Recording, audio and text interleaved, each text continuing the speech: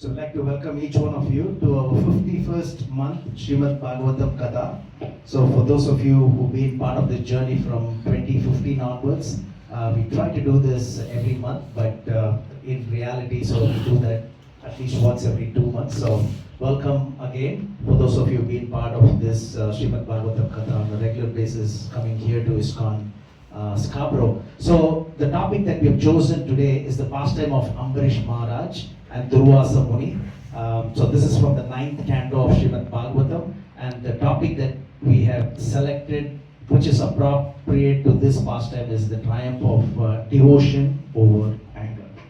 So this is from Srimad Bhagavatam 9.4 and 9.5. So there's a lot of material to cover. A little bit late, but we can speed through the contents of it. And as we usually do, as you have, if you have anything to share, any questions that you have, please bring it up and we'll try to collectively answer them. So the intent of this is, to extract the lessons to be learned from these pastimes. That's the whole idea of Srimad Bhagavatam, right? Because there will be some things, the contents of certain or certain aspects of it will be too much for us to understand. For example, somebody donating 60 crores of,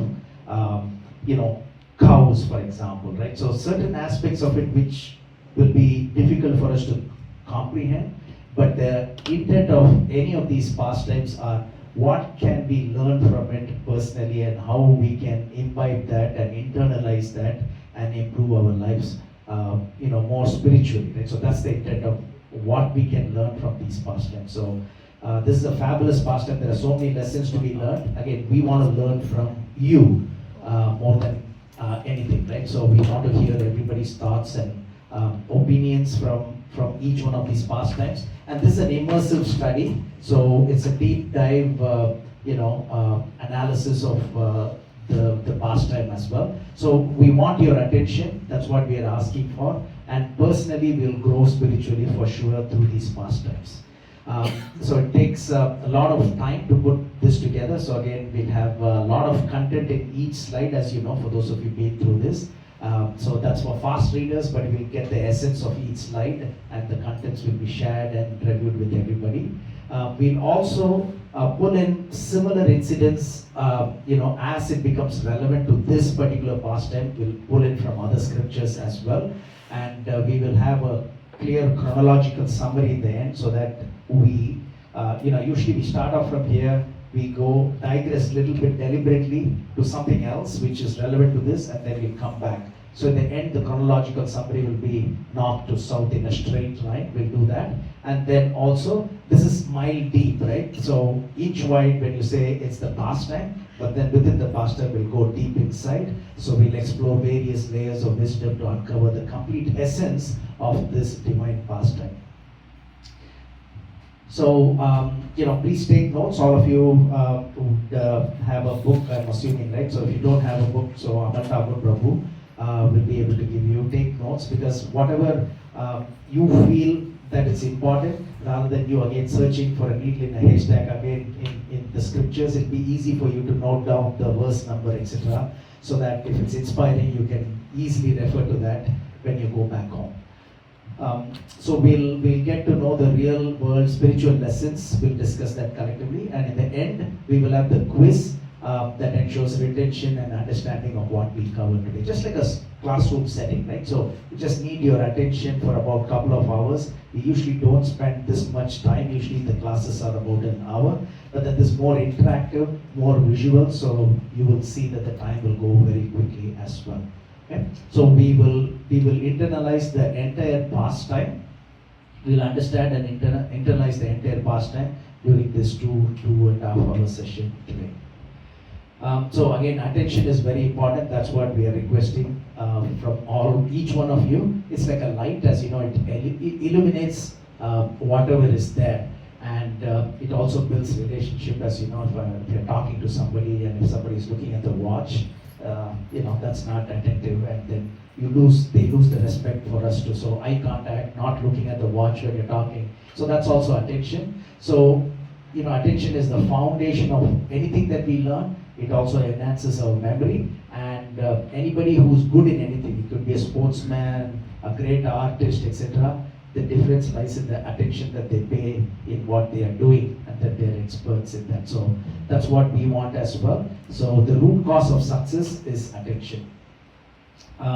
So again, for those of you been part of the journey from 2015 onwards, these are all the various topics and various cantos and chapters from Srimad Bhagavatam that we have covered so far. So as you can see, several different pastimes from various cantos, 10th and 5th, and as you can see, scattered throughout Srimad Bhagavatam's 12 cantos, we have taken various pastimes. On, and then where we are 51st month, pastimes of Ambarish Maharaj and Durvasa Muni. We have about 99 verses. So far we have covered 3,000, almost 4,000 verses if you count all these topics and the verses together. So we have covered so far almost, you can see about 28%. But in reality, over 74% of pastimes have been covered because we've taken so many other verses from other parts of Srimad Bhagavatam as well. So we're progressing really well. Just stay on course, and in few years we'll be able to cover all the pastimes from Srimad Bhagavatam. So still we have few more pastimes, especially when you go to the 9th canto. There are small pastimes, but several pastimes as well. So as we usually do, so the printouts have been given, right? So thanks to Amal Prabhu and Kajan Prabhu. So thank you for taking your time to print all this together. So again, we want to make sure that you have something to take back home, right? So this will become really handy for you because the sequential, the chronological flow is there in the hard copy that you have, as well as the quiz will be there. So after 5-6 months, if you're wondering, okay, what is this pastime? Very quickly, you just have these 3-4 pages. You'll be able to get everything from this pastime without missing anything, right? So that's the advantage that you have. So we will start off by chanting Om Namo Bhagavate Vasudevaya. And this is a slide that I always put because there has to be some background as to what is this mantra, when it is chanted, etc. So this is the Dwadashakshara mantra because it has 12 syllables. And Srimad Bhagavatam begins with this verse, and it's also invocation verse of 2nd canto. And when you're worshipping Shaligram Shila, which are here, right here, so this is something that we have at home, and that's the actual picture. Oh, we actually have brought some, there are some Shaligram Shilas here as well, and there is a reason because Sudarshan Chakra plays a very important role in today's pastime. So I'm not sure, Devnitha Prabhu, do we have some flowers later on? I saw some flowers at the back. So if you have some flowers, what we can do is at the end we can have devotees offer some flower petals to Shaligram Shilas because the Sudarshan Chakra is part of every Shaligram, and then when you're worshipping Shaligram, this is the most important mantra, Om Namo Bhagavate Vasudevaya. And this was the mantra that was given by Narada Muni to Dhruva Maharaj over 1 billion years ago, almost 2 billion years ago. And then after that, Dhruva Maharaj saw Lord face to face, not just with this mantra, but also the austerity that he did. And also this mantra is also part of Narayana Kavacha. For those of you who've been following Srimad Bhagavatam 6th canto, this is part of that as well. So that was given over 120 million years ago. So this mantra, so small but so powerful, has been, it's been there, being chanted by great devotees for over almost 2 billion years ago as well. So we'll chant this mantra together 3 times. Om Namo Bhagavate Vasudevaya. Om Namo Bhagavate Vasudevaya.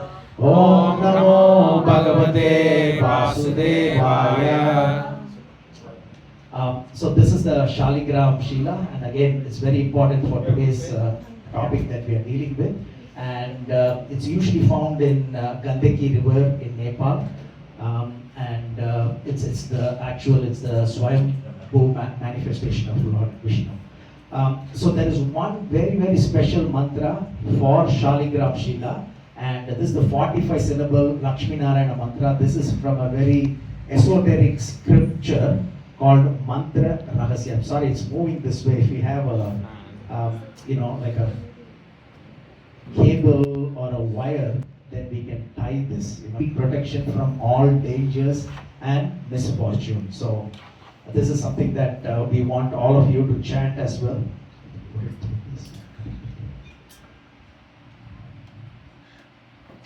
Thank you, Kajan Prabhu. So in the end, we will chant this mantra and we will offer some flower petals as well. But this is the mantra, and the meaning of this mantra is here, right? So some of you may have heard about this mantra, very esoteric and powerful mantra. So you can see here, Om Namo Bhagavate Vishnave, Shri Shaligrama Nivasane, Sarva Vishta Palam Pradaya, Sakala Durita Nivarine, Shaligramaya Swaha. So here, the Swaha is already part of this. It's not like during fire sacrifice that is added. So what we will do is, we will read this slowly together if it's okay. So it's a very powerful and esoteric mantra for Shaligram, and then within Shaligram you have the Sudarshan Chakra in every Shaligram. So maybe we'll try to chant together. Is that okay? Yeah. And then later on we'll offer flower petals and the Shaligram is here. Om Namo Bhagavate Vishnave Shri Shaligrama Nivasine Sarvabhishta Palam Pradaya Sakala Durita Nivarine Shaligramaya Swaha. We'll get one Mataji to chant this, and then we'll get one Prabhu to chant as well. Om Namo Bhagavate Vishnave Shri Shaligrama Nivashine Sarva Vishta Phala Pradaya Shakala Durita Nivarine Shaligramaya Swaha. Wonderful. And for others, as this mantra is being chanted, you can read the translation, so that it is very, very simple, no complication here, because Nivasine means the Lord resides there, right? And then you can see here, Sarva Bhishta. So here, Sarva means all, Bhishta Pala means a desired fruit, and then Pradaya means one who bestows and gives, the Lord gives that. And then Durita means all the sins and misfortunes, and Nivarine means one who removes that. Shaligramaya Swaha. So very simple, easy to understand translation. So again, we'll chant once more as we're getting ready with this. Om Namo Bhagavate Vishnave Shri Shaligrama Nivasine Sarvabhishtam Palam Pradaya Sakala Durita Nivarine Shaligramaya Swaha. It's very important, just one minute. You see, Namo Bhagavate Vishnave, remember one. Shri Shaligram Nivasine, Sarva Bhishta means Sarva Bhishta.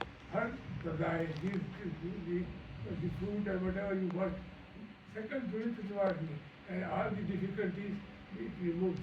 Shaligram Swaha. It's very good.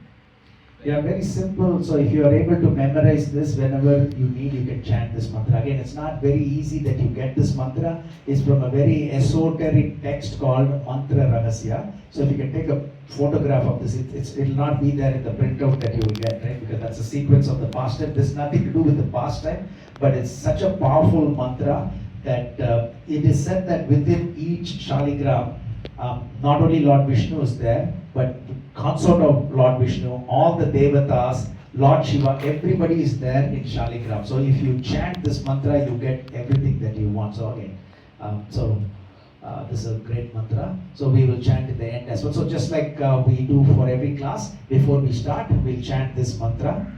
Anybody would like to volunteer?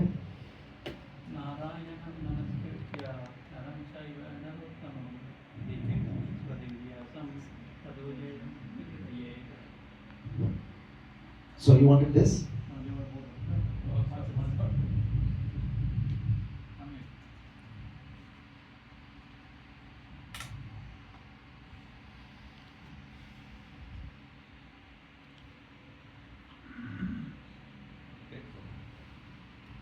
So next time when we meet, we will all chant this together, because we would have memorized this by then. Okay, it's the second mantra. Anyone else? Nashtaprayesva, anyone? Nashtaprayesva Bhadreshu Nityam Bhagavad Sevaya Bhagavate Uttamasloke Bhaktir Bhavati Naishtiki. And this is one of the favorite verses that Srila Prabhupada often chanted. So this is the third verse in Srimad Bhagavatam. Nigama kalpa taror galitam palam sugamuga amrita drava samyutam pimata Bhagavatam prasamalaya muhuravara sika bhuvi bhavukaha. So again, we are reading from Srimad Bhagavatam, and this glorifies Srimad Bhagavatam. O expert and thoughtful men, relish Srimad Bhagavatam, the mature fruit of the desire tree of Vedic literature. It emanated from the lips of Sukdev Goswami. Therefore, this fruit has become even more tasteful, although its nectarian juice was already relishable for all, including liberated souls. So the importance of hearing Srimad Bhagavatam. So usually we extract some of the verses from Srimad Bhagavatam itself, glorifying Srimad Bhagavatam, or from other scriptures as well. So this is from Srimad Bhagavatam. So years on, miseries gone. So that's the title of this wonderful verse. Samshara sindhum ati dushtaram uttiteshor nanya plavo bhagavata purushottamasya. So here, for a person who's suffering in the fire of countless miseries and who desires to cross the insurmountable ocean of material existence, there is no suitable boat except that of cultivating devotion to the transcendental taste for the narrations of the Supreme Personality of God, its pastime. So again, here it may not be the direct pastimes of the Lord, but again, Sudarshan Chakra is involved here, and this is related to this pastime as well. So years on, misery is gone. So if we need to have that taste for the narrations of about the Lord as well. So this is another verse from the 12th canto of Srimad Bhagavatam. Anybody would like to read the English translation alone? For a person who is suffering, Little louder, Prabhu.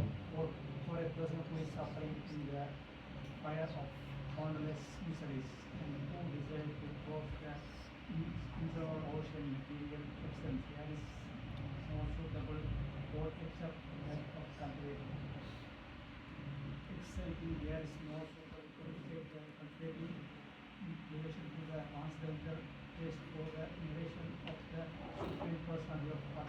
So again, here, years on, misery is gone, right? So again, you have to cultivate the taste for the narrations of the Supreme Personality of Godhead. Hare Krishna. So this is one more, gateway to liberation. So here is the gateway to liberation. Prabhu, for you, we have the Sanskrit. Yes, Satam, Professor about millions and millions, one thing, which kind of Haida, Kata, those are Ashok, Arthur, Sada, it is something, I will commission to you. It's quite good. Satam, Professor. Would you like to read the English translation, Prabhu? Sure. In the associate of pure devotees' discussion of the pastimes and activities, the Supreme Personality of Godhead is very pleasing and satisfying to the ear and heart. By cultivating such knowledge, one gradually becomes advanced on the path of liberation. Thereafter, he is free, and his attractions become fixed. In devotion and devotional service to him. So again, we in the association of devotees, we are all here, and we are discussing the pastimes and activities of the Supreme Personality of God. And that's what we do during our sessions here. One more. Here to be free from all miseries. So anybody would like to read the Sanskrit? Or English is good. O descendant of King Bharata, one who desires to be free from all miseries must hear about, glorify, and also remember the personality of Godhead, who is the super soul, the controller, and the savior from all miseries. Yeah, this is from the second canto of Srimad Bhagavatam. Okay, we'd like to extract many verses from Srimad Bhagavatam or from other scriptures before we actually dive deep into this actual pastime from Srimad Bhagavatam.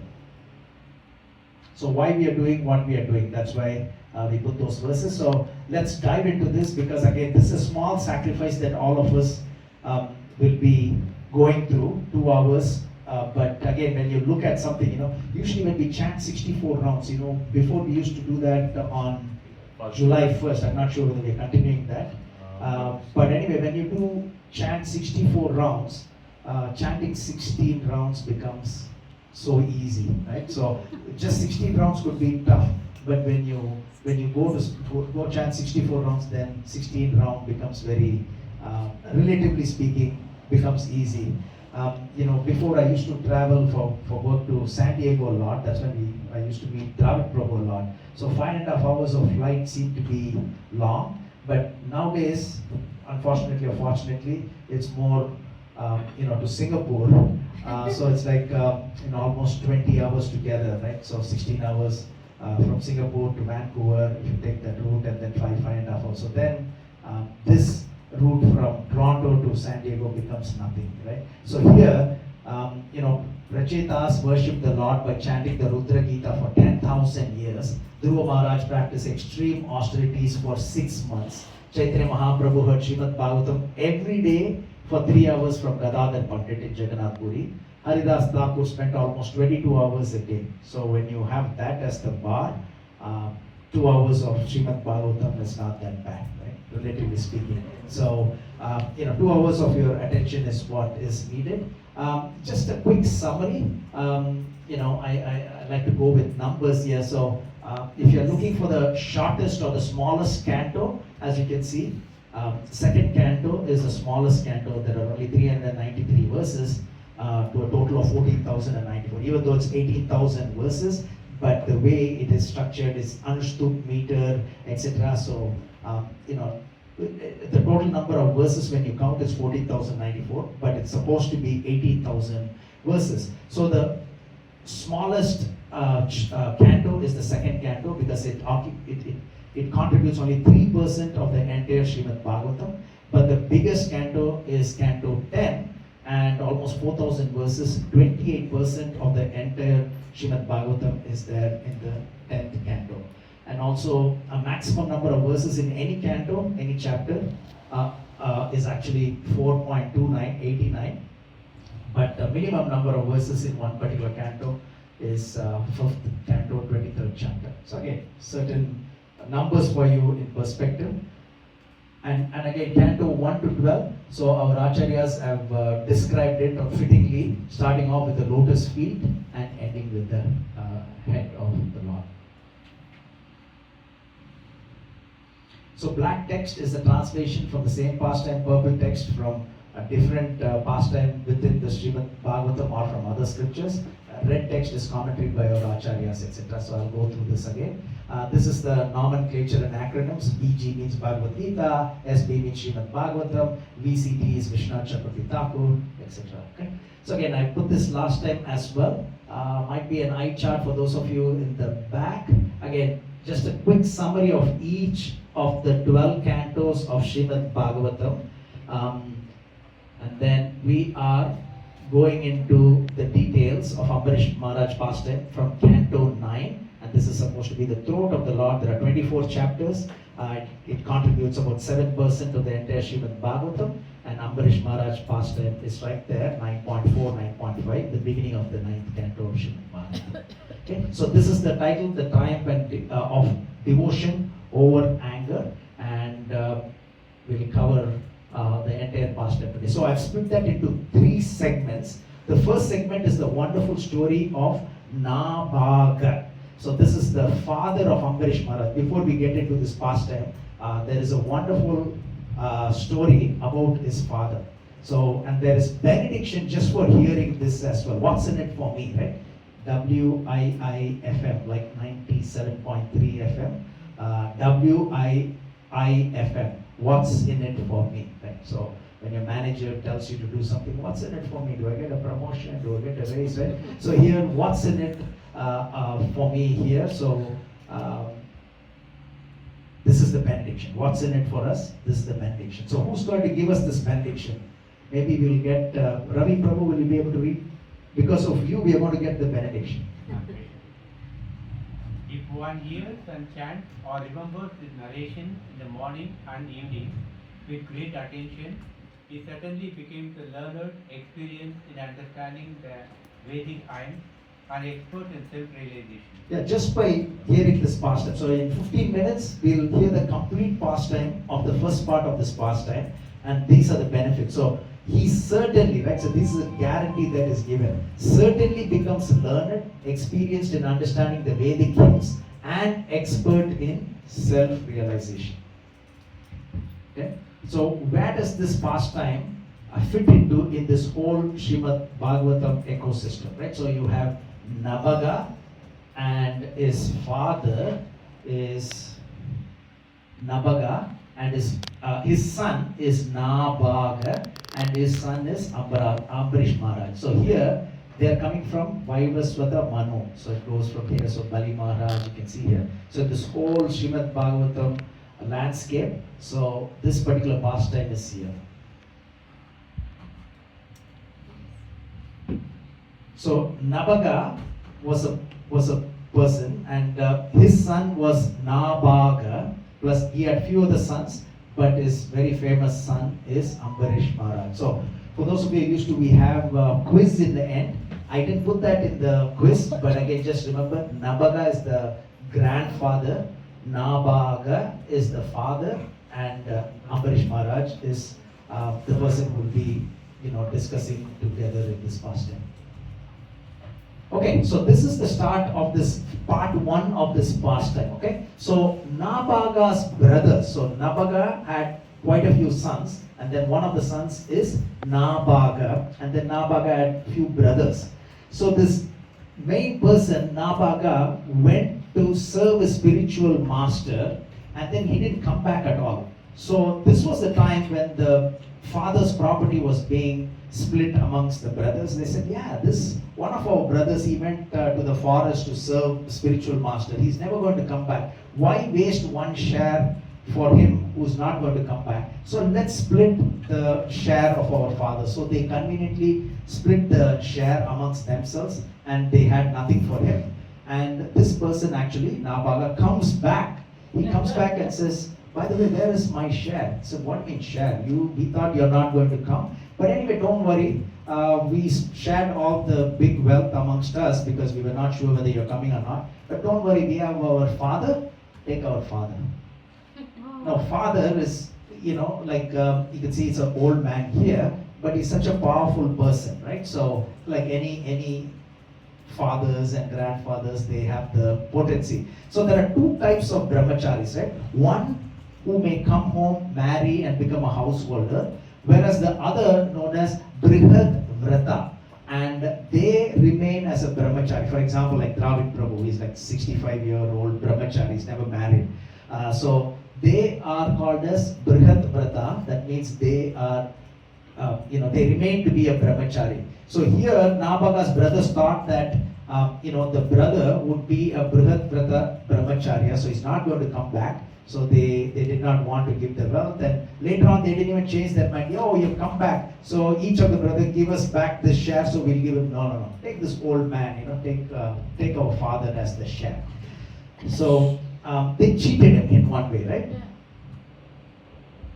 They cheated him. So here, now the Nabaga tells his son that he has been, cheated by his brother. So he's saying, my dear son, do not rely upon their cheating words. I'm not your property, because property means something that will be useful. So he's saying, I'm an old man, so they just cheated you. Your brothers cheated you, saying, take me, which is who's your father, but I'm useless. I'm so old, so what's the point?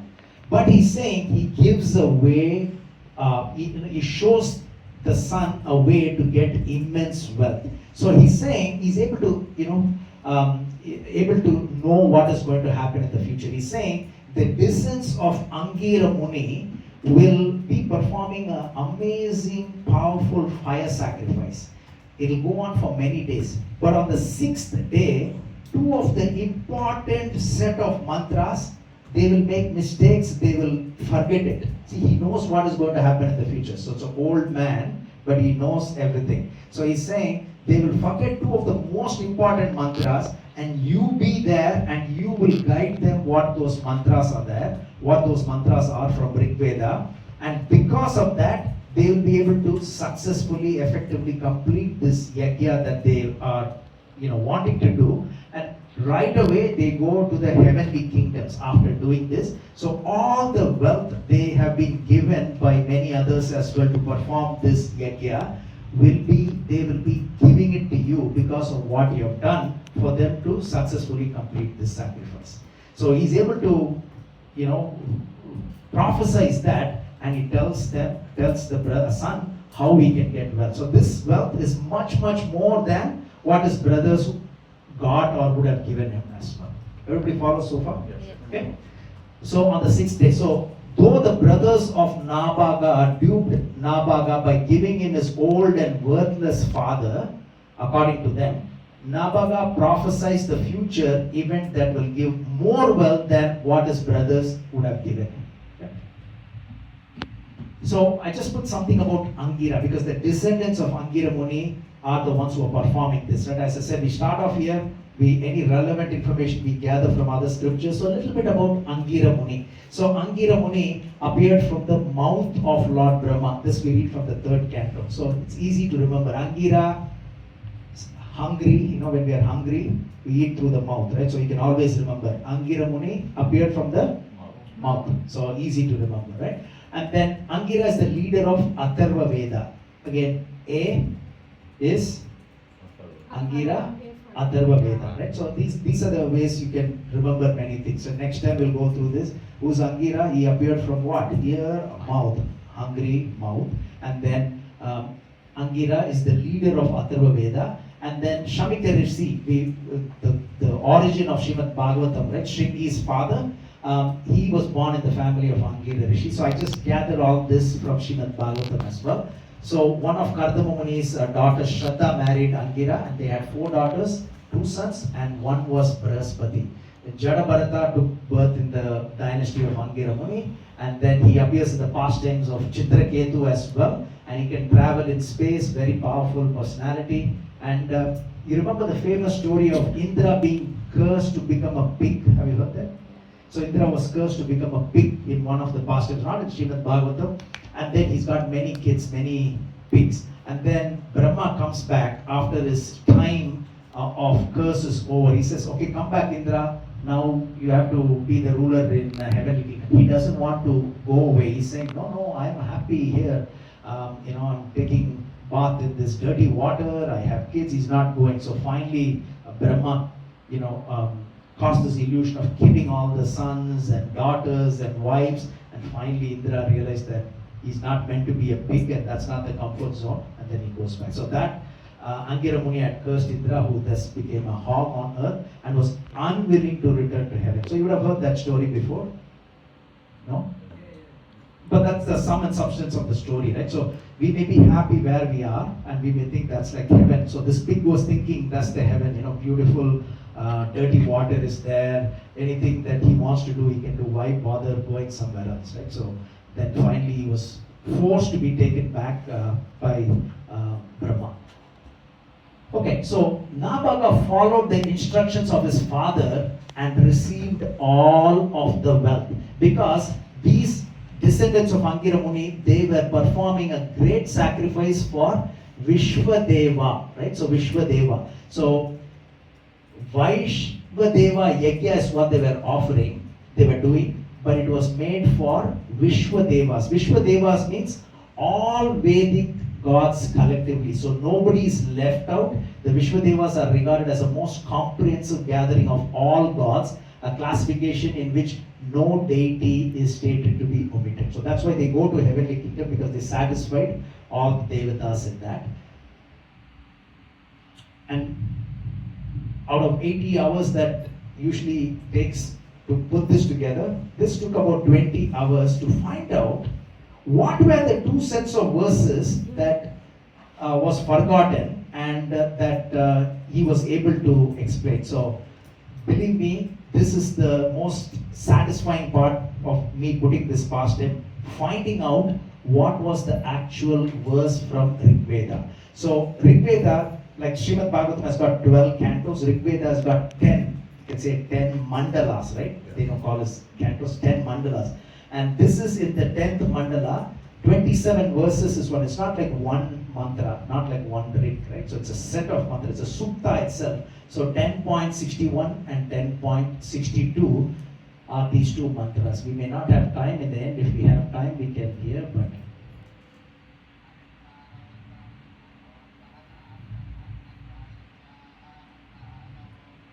so the volume is low.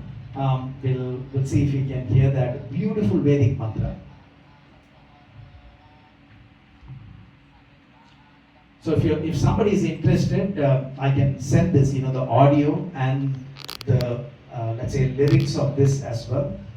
it'll be very, very powerful, because these are the two mantras that were forgotten, and what Nabhaga reminded them and helped them successfully complete the yajna, and because of that, they went to the higher planetary system. But also, you will hear more about the glories of these two verses. Okay? So this is 10.62. This is 11 verses.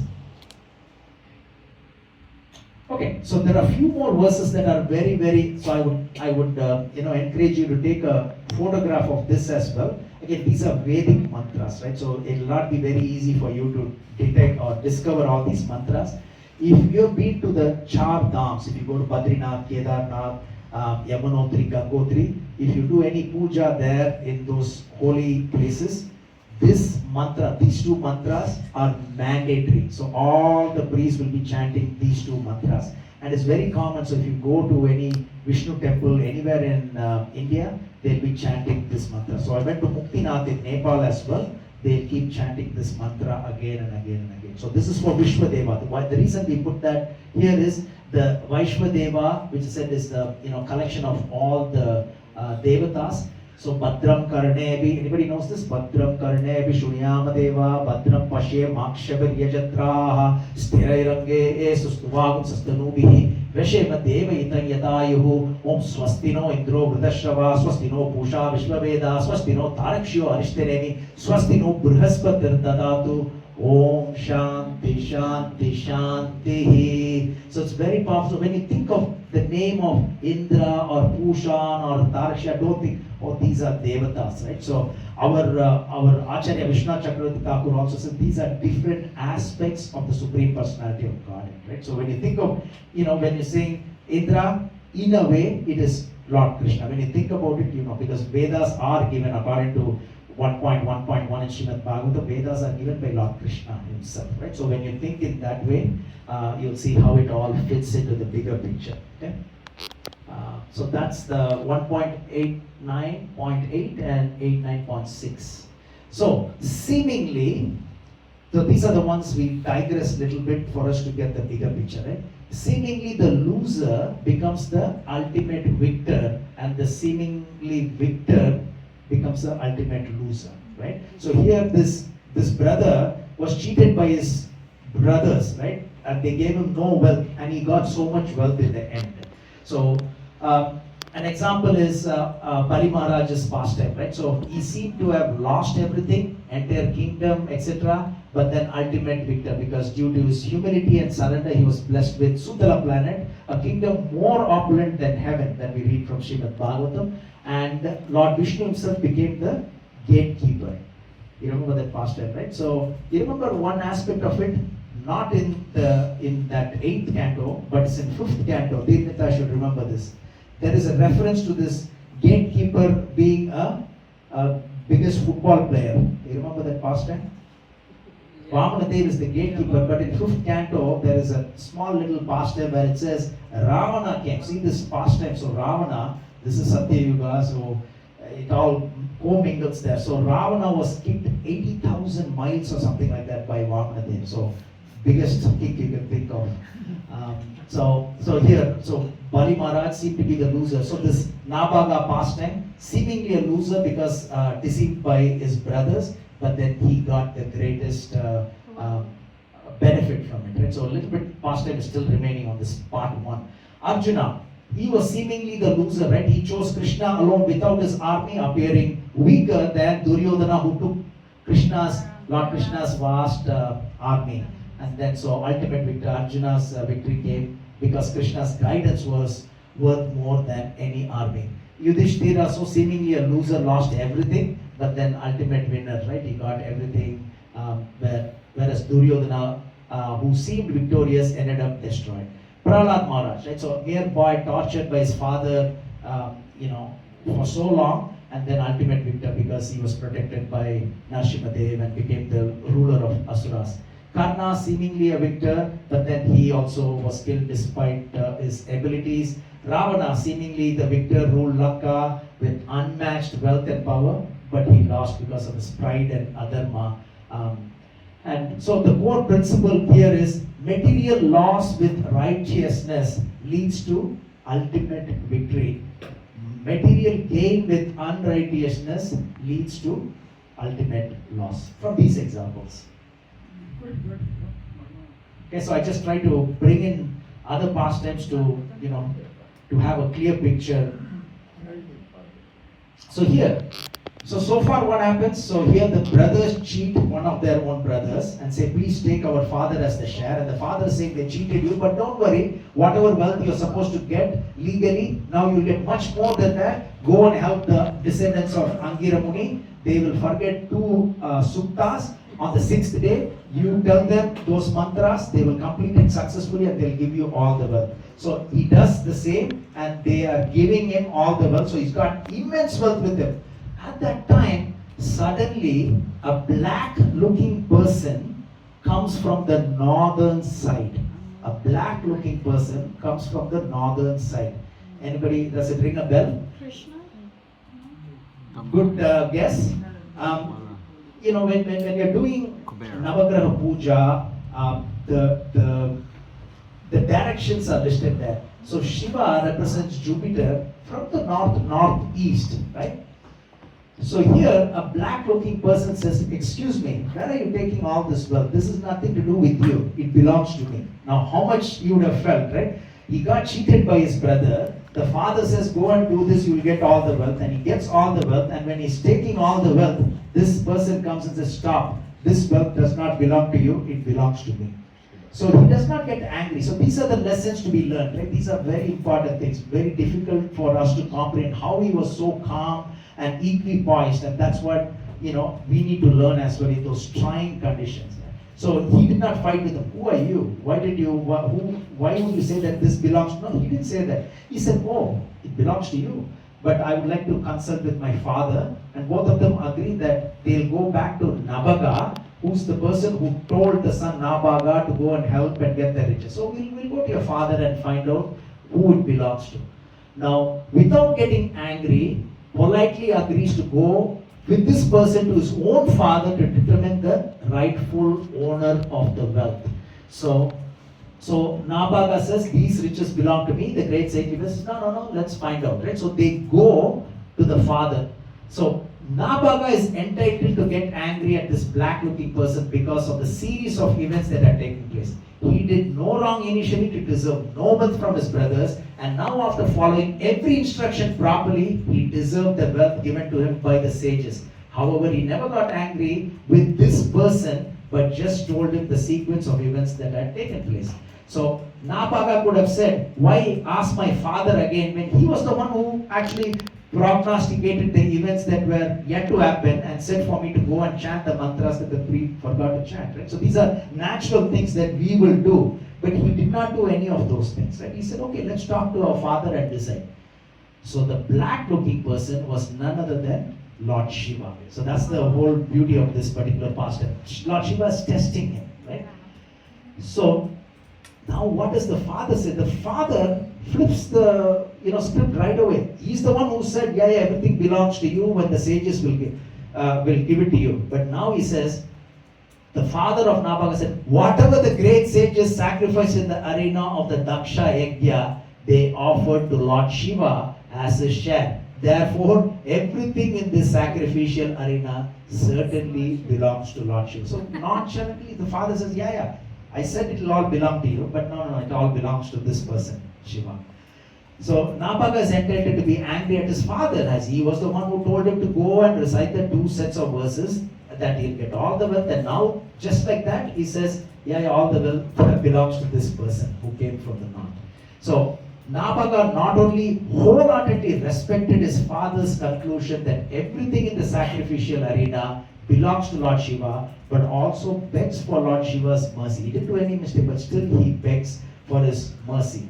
And as a result, Lord Shiva is completely pleased with Nabaga and agrees to give him the transcendental knowledge. So he's giving him spiritual knowledge and he says, take all the wealth as well.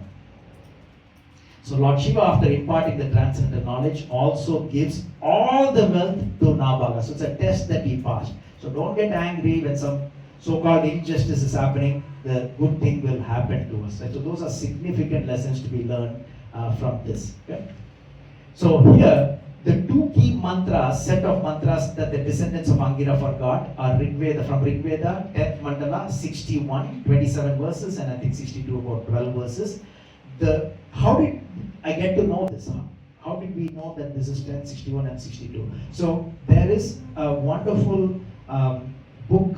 It's Srimad Bhagavatam purport by Vishnu Chakravarti Thakur himself. It's a very condensed book by Vishnu Chakravarti Thakur. There, the first word was mentioned from Vedas. So it was, real challenge. But then Vishnu Chakravarti Thakur gave the first word of this 1060. He didn't say 1061. The first word was there, last word was there, and then first and the last word from 1062 as well. So anyway, so this is the right verse. So for those of you who are interested, you can hear the audio and you can also try to read along, right? So the two suktas help the descendants of Angira to go to heaven. That's right? And then Nabaga and Nabaga, they get to see Lord Shiva face to face, and then Nabaga getting spiritual knowledge directly from Lord Shiva and also to obtain the immense wealth. So another lesson learned would be for us to memorize some verses, right, from Srimad Bhagavatam, Vedas, etc. So it will always help us. So in this case, you can see that help many devotees as well. So always good. So if you remember from Srimad Bhagavatam 8th canto, the pastimes of Gajendra. He was, what was his name in the previous life? King Indradumna. So when he was King Indradumna, he memorized those great verses that we read from 8th canto of Srimad Bhagavatam. He was chanting this mantra so many days, every day when he was the king. But Lord Vishnu did not come face to face. But he remembered it so well, memorized it so well in the next life when he became an elephant. He got cursed and became an elephant. And he was able to remember all those verses. And he chanted with that, like vigor, that intensity because of the situation, right? It's not like Hare Krishna, Krishna Krishna, Hare Hare, Ram. That is not there. But when you desperately need something, a train is going to hit you, you don't have anywhere. How do we chant? So that's how he chanted when he was the elephant, when he was about to lose the life, and there he was able to see Lord Vishnu face to face. So another example of, memorizing of mantras will always come handy. Okay?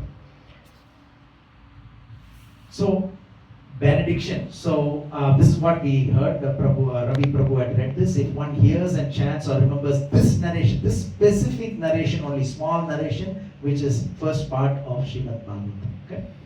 Now, let's move along to the second part. Ambarish Maharaj offended by Durvasana. So again, most of us would have heard this particular pastime, but these are very specific details from Srimad Bhagavatam with purport by His Divine Grace A.C. Bhaktivedanta Swami Srila Prabhupada, and also from Vishnu Chakravarti Thakur, Sanatan Goswami as well. So we have sort of pulled in all the relevant purports for us to have a nice understanding of this particular pastime. Okay? There are two benedictions for this second and third part of the pastime as well. So can anybody? Yeah. Anyone who chants this narration, Louder, Prabhu. anyone who chants this narration or even thinks of this narration about the activities of Maharaja Ambarisha certainly becomes a pure devotee of the Lord. By the grace of the Lord, those who hear about the activities of Maharaja Ambarisha, the great devotee, certainly becomes liberated or become devotees without delay. Yeah, so there's just positive things, right? Benedictions that are there. What's in it for me, right? WIIFM. So this is what it is for all of us. Okay? So Maharaj Ambarish ruled the entire world and had unlimited opulence. Okay, it's coming from the family, right? So genes are there. So the father was sacrificing so much. He was calm. He chanted those verses. Because of that, the sages were able to go to the heavenly kingdom. He was able to meet Lord Shiva face to face, got the spiritual knowledge from Lord Shiva, and therefore the son is also doing really well. Right? So again, some of our descendants, maybe your daughter or sons, may not be as devoted as you are. Right? Quite possible, right?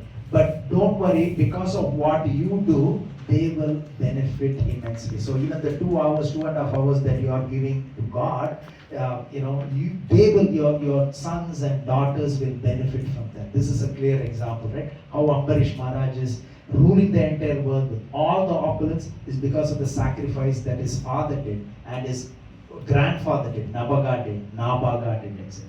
So we know from Dhruva Maharaj's pastime as well, Dhruva Maharaj's mother did not do much sacrifice, but then even before he's on this spiritual aeroplane, he's seeing his mother taken in another spiritual aeroplane before him as well, right? So do what we can do, it will help our descendants as well, both ways, right? So Prahlad Maharaj's mother benefited, and here the son Ambarish Maharaj is benefiting because of the father. Okay? So here, so he achieved the rule of the entire world. He's got unlimited opulence and all the prosperity is there, but he thinks that everything is nothing, right? So even the greatest wealth is, he compares it to a stone. So he's not attached to any of the wealth that he's got, which is immense. So entire universe, he's seeing it as an insignificant thing, like a piece of stone. So he's got this equipoise where nothing is attracting him. He's just going through the motions as a king, but he's not attached to his kingdom or the wealth that he's already got. So a person, so I just took two Bhagavad Gita verses, Prabhu, to be able to read this. A person is said to be established in self-realization and is called a yogi or mystic when he is fully satisfied by virtue of acquired knowledge and realization. Such a person is situated in transcendence and is self-controlled. He sees everything, whether it be pebbles, stones, or gold, as the same. So I just connected this, right? So this is from Srimad Bhagavatam, he's seeing everything as a stone, and that's a teaching from Bhagavad Gita as well. The truly learned, with the eyes of divine knowledge, see with equal vision a Brahmin, a cow, an elephant, a dog, and a dog eater. Yeah, so thank you. So again, these are the things that somehow, we can't say, yeah, I'm reading Bhagavad Gita every day, I'm reading Srimad Bhagavatam, right? So what is that we can internalize, even the one part of it, right? So here, you take this one, a truly learned with the eyes of divine knowledge sees with equal vision a Brahmin, a cow, an elephant, a dog, or a dog eater, right? So you may work in a bank, you may have a manager's manager, the vice president, CEO. So are we giving the same respect to somebody who is way below us in the food chain in our company, like how we respect the CEO? So this is a practical one that we can think, right? So we treat not the CEO like how we treat somebody who's not even in our level, but treat this person as this person. And so those are practical things that we can follow, right? Not just memorizing Vidyavine Sampane Brahmani Kavyastini Sunisha Swapakecha Pandita Samadarshana. Yeah, sure, we memorize that, which is important for the cases that we heard 5 minutes ago, but practically implementing that as an action to change us. And so Bhagavad Gita is not for us to preach to others, but what we can learn from it and change practically, right? So memorizing is one thing, but how we can use that to change ourselves. So again, he's following Bhagavad Gita in a way, right? So Bhagavad Gita is eternal, so he's following that. This is the most famous verse, right? So how Ambarish Maharaj used his bodily limbs in the service of the Lord, right? So you can see here, he engaged his mind in meditating about the Lord. He engaged his words in describing the glories of the Lord. He engaged his hands in cleaning the Lord's temple. So all of you do great job. So very often, especially during Rath Yatra, right, and then Janmashtami in another location as well. So whatever we can do with our body parts. So he used his hands to clean, ears in hearing the words about Lord Krishna, eyes in seeing the beautiful deities, etc. Sense of touch, sense of smell, tongue in tasting Lord's prasadam. Engaged his leg in walking to the holy places. So Prabhu is 93 years old, right? So he is eager to come to temple every Sunday. I'm in Indonesia when Prabhu called me and he said, this Saturday we have Srimad Bhagavatam. I'm ready to come. Will somebody be able to pick it, right? So he's so eager, right? So he's using all the senses at this age to be sitting through, 2 hours of these sessions, right? So again, one request we already talked about: do not take for granted older people. We know how the older person gave the direction on how to get. So Again, he's a very, very spiritually advanced person. So my humble request would be, if anybody is in the Markham area, if you are able to pick Prabhu to bring him to the temple and drop him back on Sundays, that will be the greatest spiritual benefit that you can get. Right? So these are practical aspects of what Bhagavad Gita teaches us as well. So he's an eager devotee who wants to come to the temple. All of us have cars, and especially some of you are coming from that part of Markham. It takes probably about 10 minutes from here, 10 to 12 minutes. So if you are able to connect with him and bring him and drop him back, that's all, right? So again, so just like Prabhu is using his eyes and at this age, so he engaged his tongue to honor the prasadam, legs to walk to the temple, head bowing before the Lord, right? And all his desires and serving. Now when you think about it, this is nothing extraordinary. I'm not putting this down, but all of you do this to an extent. Is it fair to say? You're using your hands, you're using your legs, etc. So again, but this is at a different, degree, right? So this is all the time, and in our capacity it would be to an extent, right? But again, nothing different than what all of you are already doing, right? So words in describing the glories of the Lord, ears in hearing, the words spoken by Krishna or about Lord Krishna. So by Krishna is, what is that? Bhagavad Gita, right? And then about Lord Krishna, you can say Srimad Bhagavatam, right?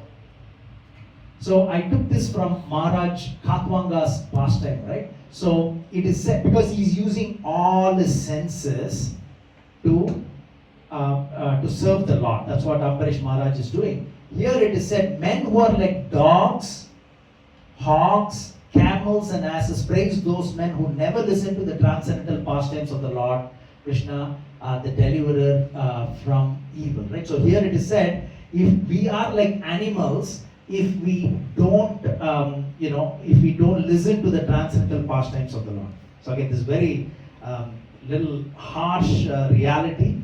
So I put some pictures so that we understand it better. So one who has not listened to the messages about the prowess and marvelous acts of the personality of Godhead, and has not sung or chanted loudly the worthy songs about the Lord, is to be considered to possess ear holes like the snakes, or tongue like the tongue of the frog, right?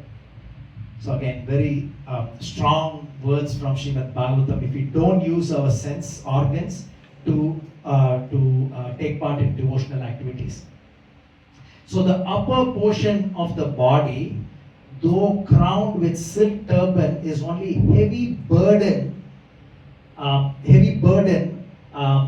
if it is not bowing down before the personality of Godhead.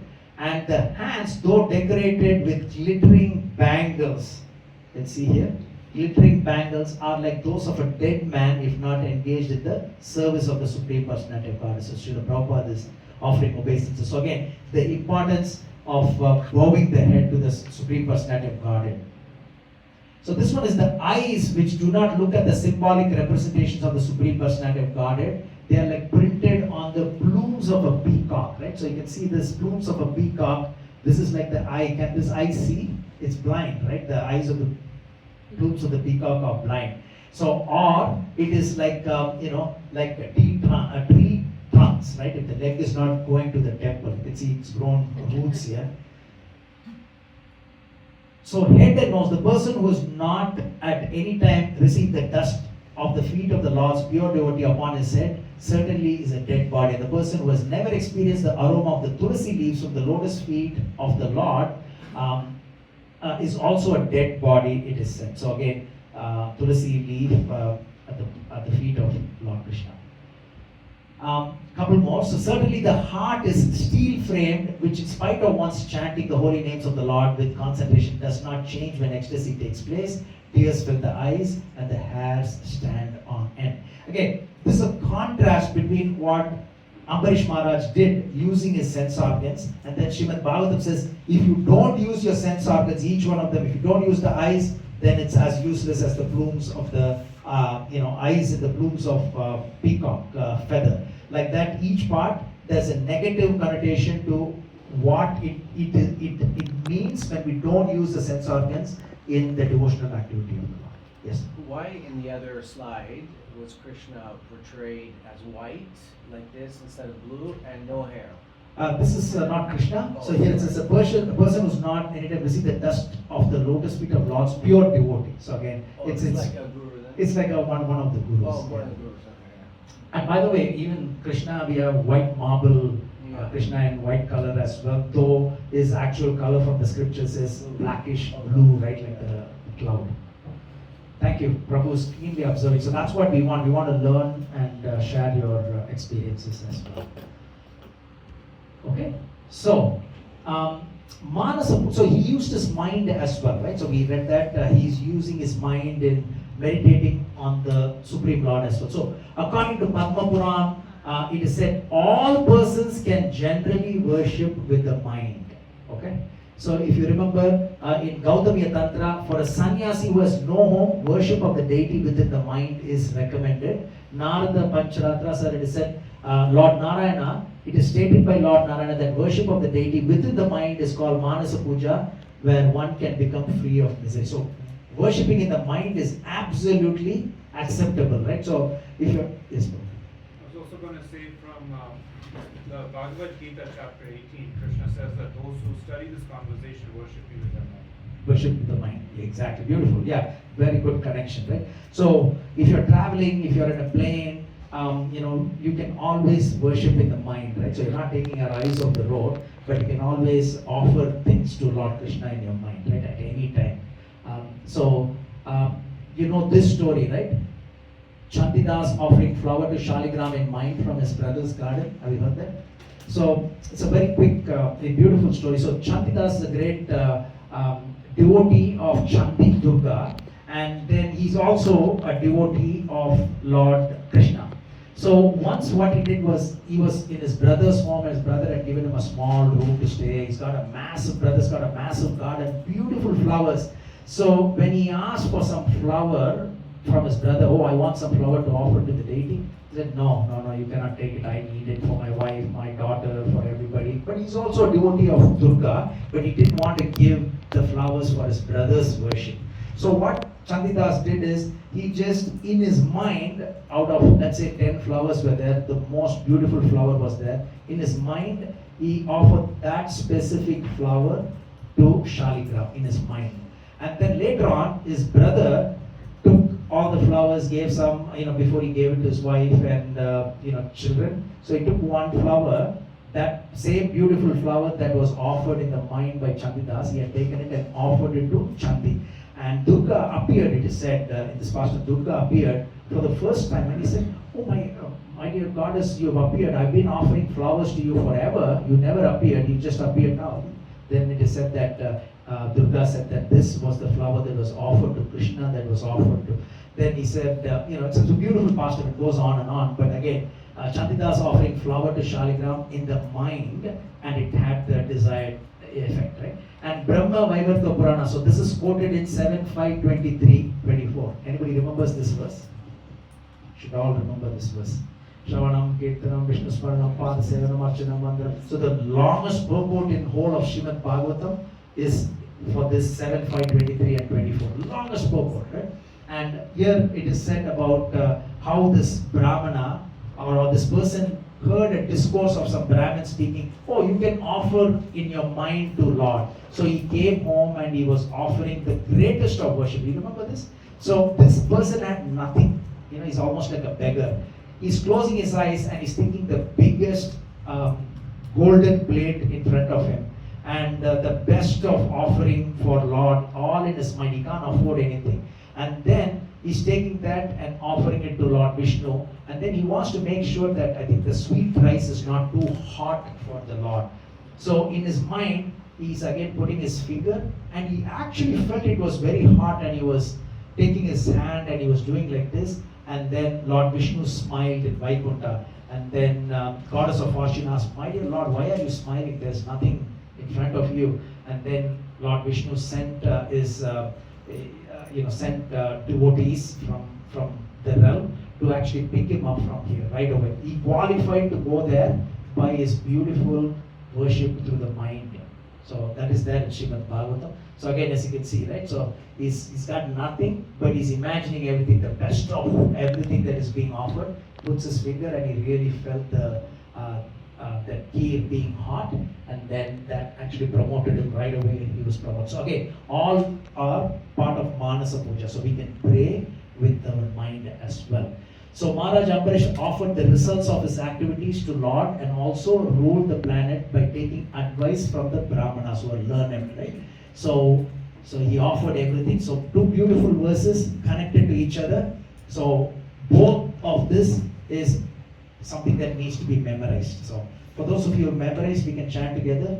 Yat karoshi yadashnashi yat juhoshi tadasi yat tapasyasi kaunteya tat kurushva madarpanam. 9.27. Whatever you do, whatever you eat, whatever you offer or give away, and whatever austerities you perform, do that, O son of Kunti, as an offering to me.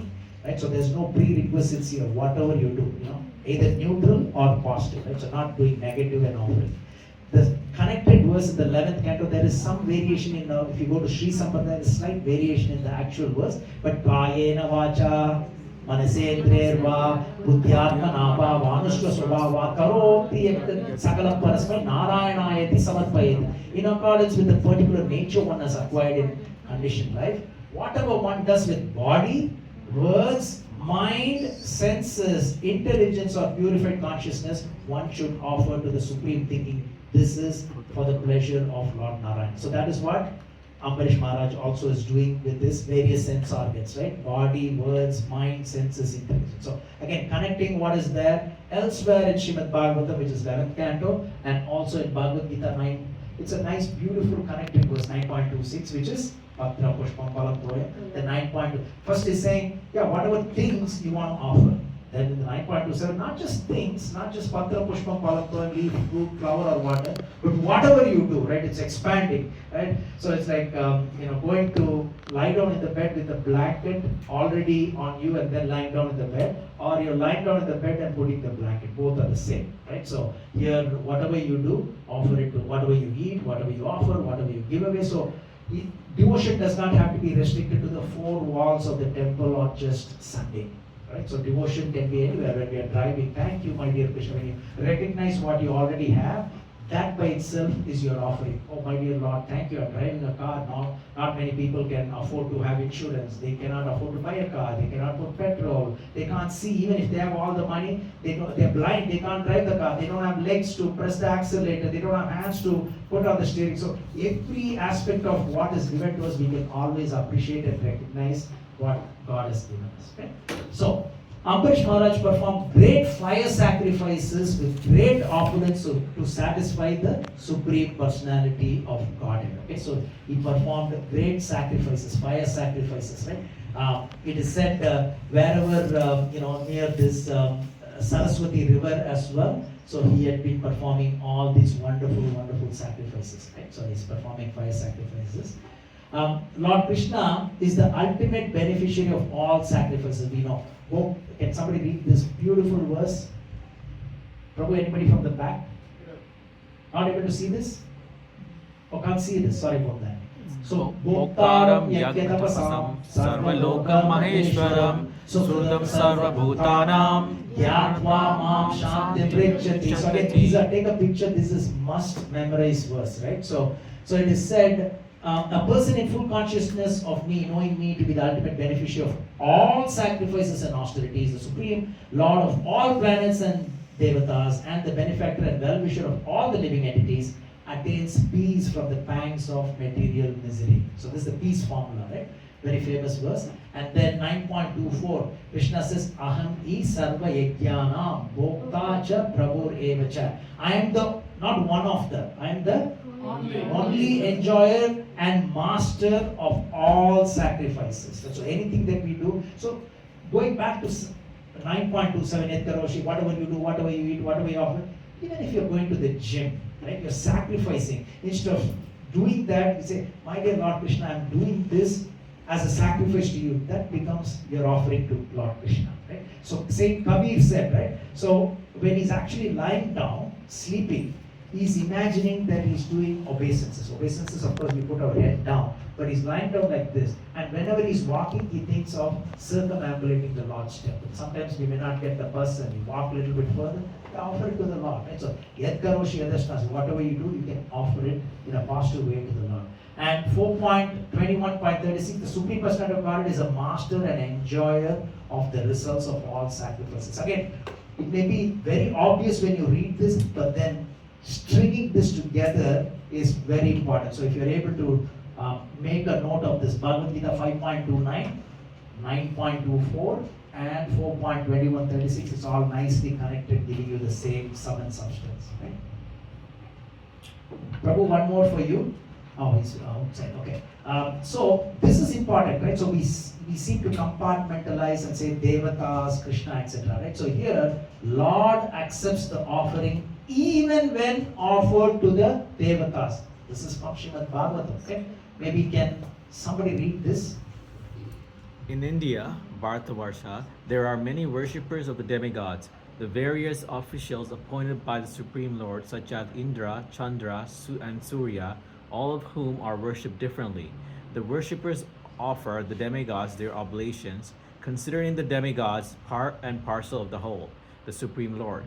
Therefore, the Supreme Personality of Godhead accepts these offerings and gradually raises the worshippers to the real standard of devotional service by fulfilling their desire and aspirations. Similar to 7th chapter of Bhagavad Gita. Yeah. Because the Lord is complete, He offers the worshippers the benedictions they desire, even if they worship only part of His transcendental body. So what does it say? Part of His transcendental body. So the body of Lord Krishna contains all the Devatas as well. So let's not compartmentalize when you think of this. This is from Srimad Bhagavatam.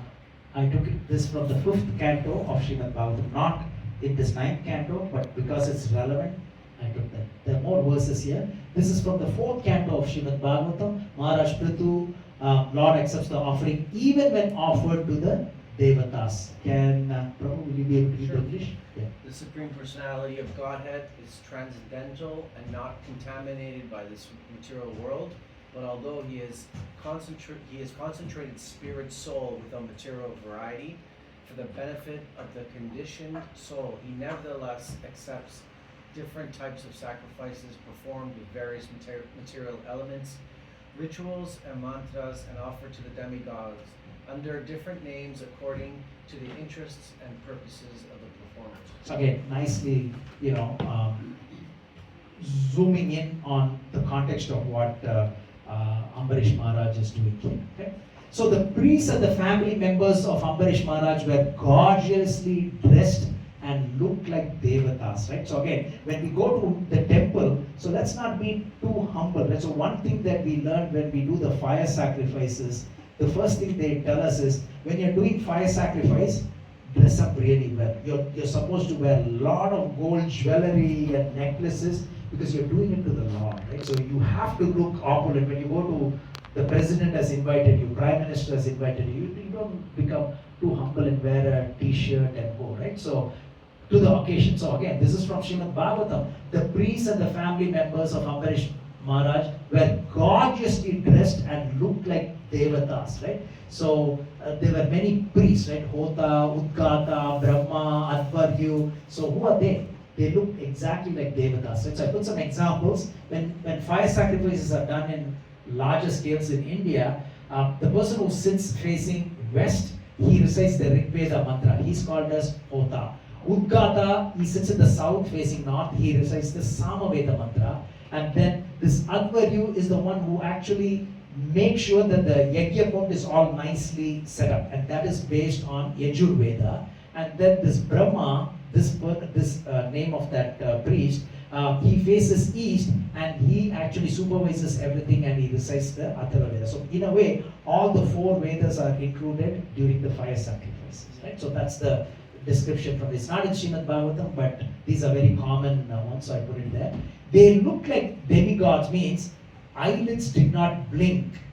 They were blinking, but not as much, right? Because if you remember, gopis were saying, my dear Brahma, what sort of creator are you? You created eyelids, and the eyelids are closing periodically when I'm looking at the beauty of Lord Krishna. They don't want that curtain to to be closing even for that momentary second, because it's a hindrance to seeing Krishna. So here, it is said that the Devatas do not blink their eyelids. Have you heard that before? So this is the Nala and Damayanti pastime. It says these are the characteristics of Devatas, right?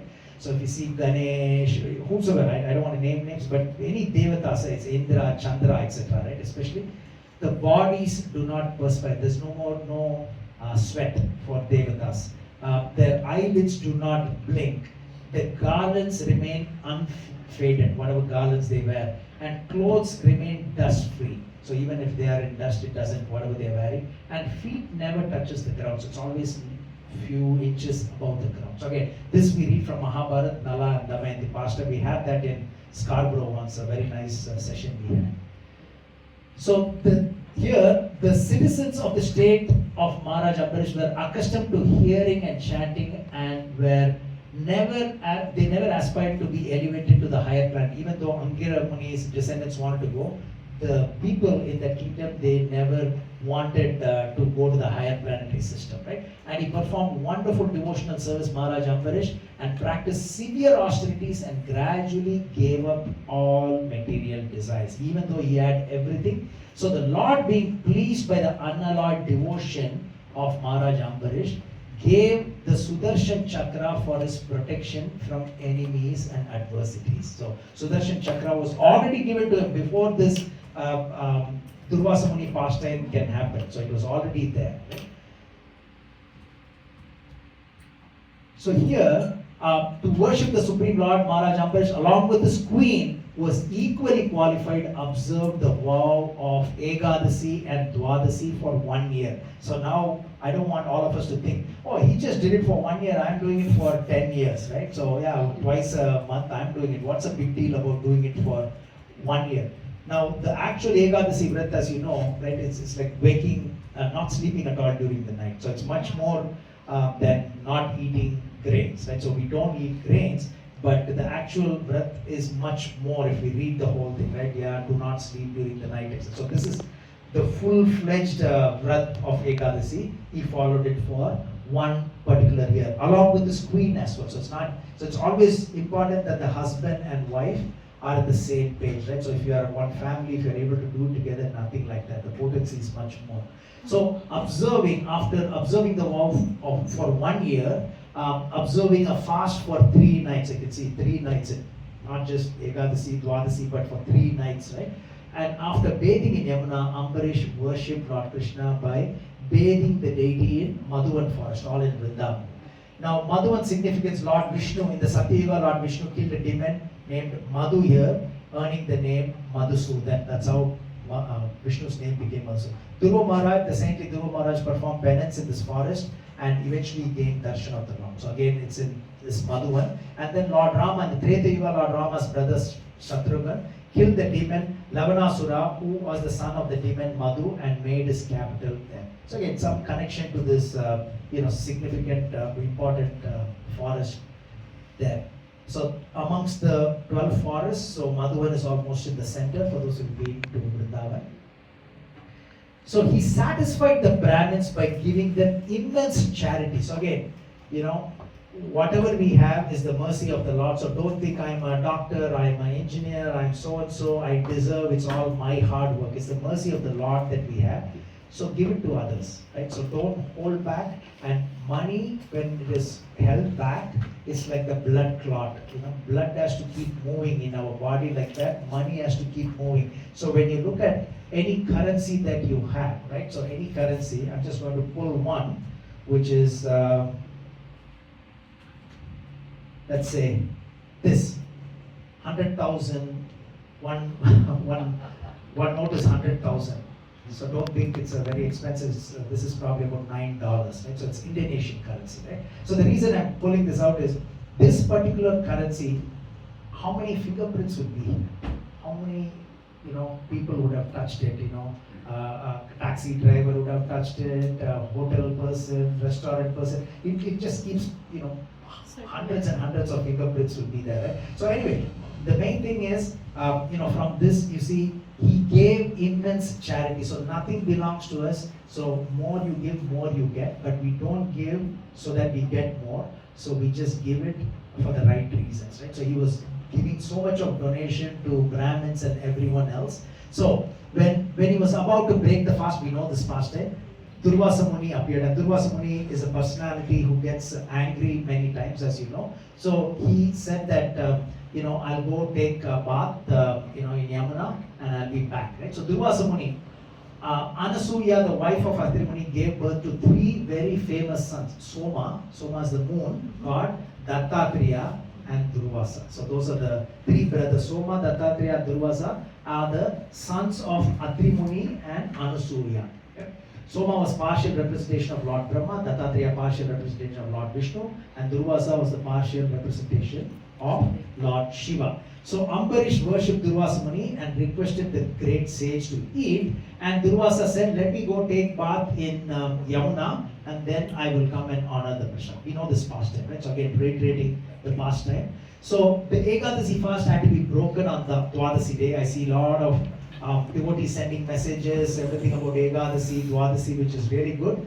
And so here, there was only one Muhurta left. Muhurta means how many minutes? 48 minutes. 48 minutes, right? 48. So Ambarish consulted, so it's only 48 minutes left, and it's a long way for Durvasa Muni to come, even though he can fly anywhere to anywhere, but he went walking, so he will miss that time frame of breaking the fast. So he consulted the Brahmins, and the Brahmins said, if you drink water, it's like eating, but also not eating. So water is such that it's like eating, not eating. But the Brahmins were just guiding him, but he himself made the decision. So who himself? Ambarish Maharaj made the decision by hearing what is the best thing to do. So what he decided was to drink the water as it is accepted as eating and also not eating, right? So he followed the rule. So this is from Avastamba Dharma Sutra. Apos nati tan naivashitam naivanashitam, right? So here drinking water is considered a middle category. Not really eating, but also not exactly not eating, right? So this is from Avastamba Dharma Sutra. This is what many devotees use when they're doing fire sacrifice, right? Beautiful scripture. So here it is said, when you drink water, it's like eating as well as not eating. So he took the perfect stand there, and he did that. So after drinking some water, Ambarish waited for the return of Durvasa Muni, but Durvasa Muni, by his mystic power, knew the king had already drank water without his permission. So again, this is a nice pastime, right? So the Lord makes Durvasa Muni angry unnecessarily so that the glories of Ambarish Maharaj is manifested here, right? So Durvasa Muni is still hungry and angry. So it goes together. When somebody is angry, they're hungry and angry. So called Ambarish a cruel man who's not a devotee of, you are not a devotee of Lord Vishnu. Why? Because you drank water before I can come. The punishment is not even close to the actual situation, right?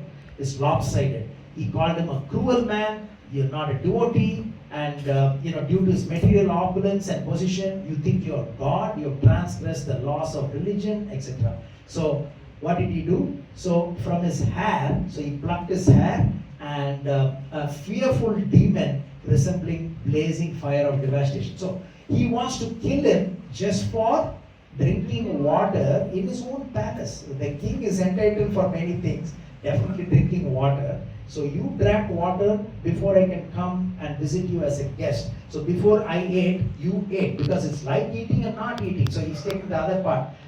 Glass is half full, half empty, right? He's taking the other half. So it is like eating also. So you ate without the guest being there. So you deserve to be killed. So so the transgression is drinking water, and the punishment for that is he has to be killed. So he plucks his hair because he's a mystical person, he can do anything. So he's created this demon. So, and then this demon is rushing towards him. So it's like a train coming towards us. What do we do? Don't we run away from that? Yeah. So here the demon is there. He's just standing like this. So here it is said, Ambarish was not at all disturbed and did not even move slightly from his position on seeing this fearful demon approaching him, because he had so much of confidence in the Lord, right? So here, Can somebody read this quickly? Maybe Prabhu, anyone? Can you see that, or it's too small? Maybe Prabhu will be able to read. The demons, Rakshasas, the servants of Hiranyakashipu, thus began striking the tender parts of Prahlad Maharaj's body with their tridents. The demons all had fearful faces, sharp teeth, and reddish, coppery beards and hair, and they appeared extremely threatening, making a tumultuous sound, shouting, "Chop him up! Pierce him!" They began striking Prahlad Maharaj, who sat silently meditating upon the Supreme Personality of God. Again, sat silently, right? So see the similarity, right? Here Ambarish Maharaj, the demon is coming, not moving at all. Prahlad Maharaj did the same, and then Hiranyakashipu could not kill his son by throwing him beneath the feet of big elephants, throwing him among huge fearful snakes, employing destructive spells, hurling him from the top of a hill, conjuring up illusory tricks, administering poison, starving him, exposing him to severe cold, winds, fire, and water, while throwing heavy stones to crush him. When Hiranyakashipu found that he could not in any way harm Prahlada, who was completely sinless, he was in great anxiety about what to do next.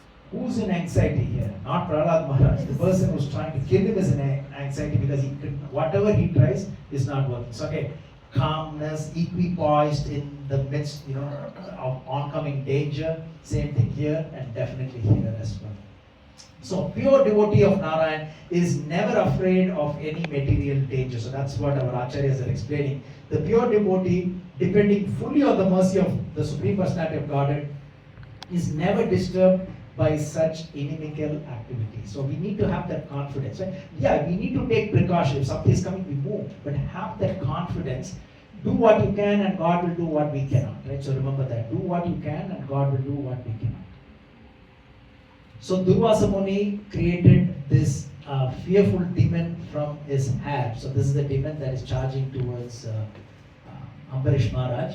And Sudarshana Chakra immediately burned the demon to ashes to protect Ambarish. Right? So as fire in the forest immediately burns to ashes an angry snake, so by the previous order of the Supreme Personality of Godhead, his disc, the Sudarshana Chakra, immediately burned to ashes the created demon to protect the Lord's devotee. And now the Sudarshan Chakra started chasing Durvasa Muni. We know the story, right? So the demon was killed and now the Sudarshan Chakra is chasing. So the mystic potency of Durvasa Muni is shown here. So he may be the greatest mystic because who can create, a demon from the hair, right? So he's able to create a demon. So it's such a powerful personality. He's a mystic. And now see what happens. So the Sudarshan Chakra now starts chasing him. Now we mentioned, you go to Singapore, wherever you go, we need flight ticket, right? So here, Durvasa Muni doesn't need any flight, nothing. He can go to, Shiva Loka, he can go to Brahma Loka, everything as you see here. He's running from one place to another place. As the blazing flames of the forest fire pursue a snake, the disc of the Supreme Personality of Godhead began following the yogi Durvasa Muni. He's just flying, right? So he can fly anywhere. So he goes to Brahma Loka first. So again, remember the order, right? So again, it's what the importance of the sequence, right? So first he goes to Brahma Loka and he seeks protection from Lord Brahma. My dear Lord, please protect me from this blazing Sudarshan Chakra. So Brahma refuses to protect him because he's saying, I'm helpless. Sorry, I cannot. I wish I can. I'm refusing because I'm helpless in this case. So and he gives the explanation, I'm unable to help you.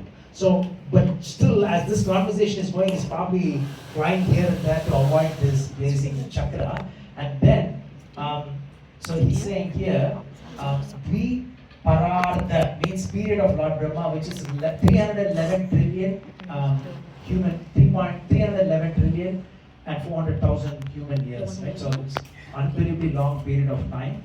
But when you think of Brahma as a living entity, some of the amoeba lives for 250 million years. They just discovered that.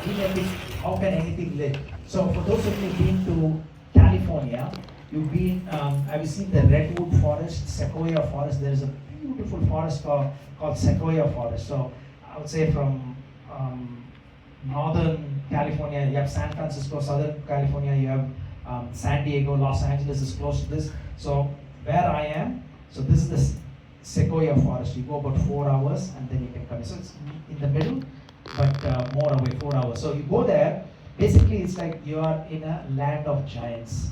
For those of you been to Sequoia Forest, anybody? These forests are unbelievably big, right? So each tree, the trunk of the tree, the biggest one would be from this curtain to probably the last table there, just the bottom trunk of the tree. So when you're standing at the bottom of this tree, you're like an ant in front, at the feet of a human being, right? So this is it's not like one tree. Many trees are like that. So if you're able to visit that, we'll see how insignificant we are. You may be thinking that we are so great in this, so great in that. When you go there, it's, our ego will be crushed, and it's like being transported to a giant land of giants, right? So now those sequoia trees, not just the height of this living entity is about 300 feet tall. So when we say a living entity, so use the word living entity, right? So tree is a living entity. 300 feet tall, we are 5 feet, 6 feet tall. If you think, no living entity can be taller than us. No, we have a living entity that is 300 feet tall.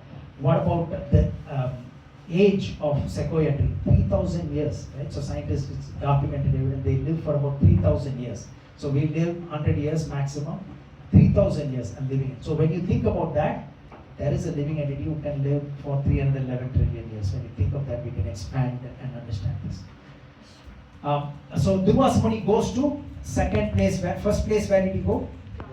Brahma's kingdom, and he said, sorry, I can't help you. Then he doesn't give up because he doesn't want to get killed, right? So he goes to Kailash. Who stays in Kailash? Shiva. So he goes there, and he also says, I'm sorry, I cannot do anything. I refuse to protect you because I am helpless as well. And he gives a lot of explanation why he cannot help him.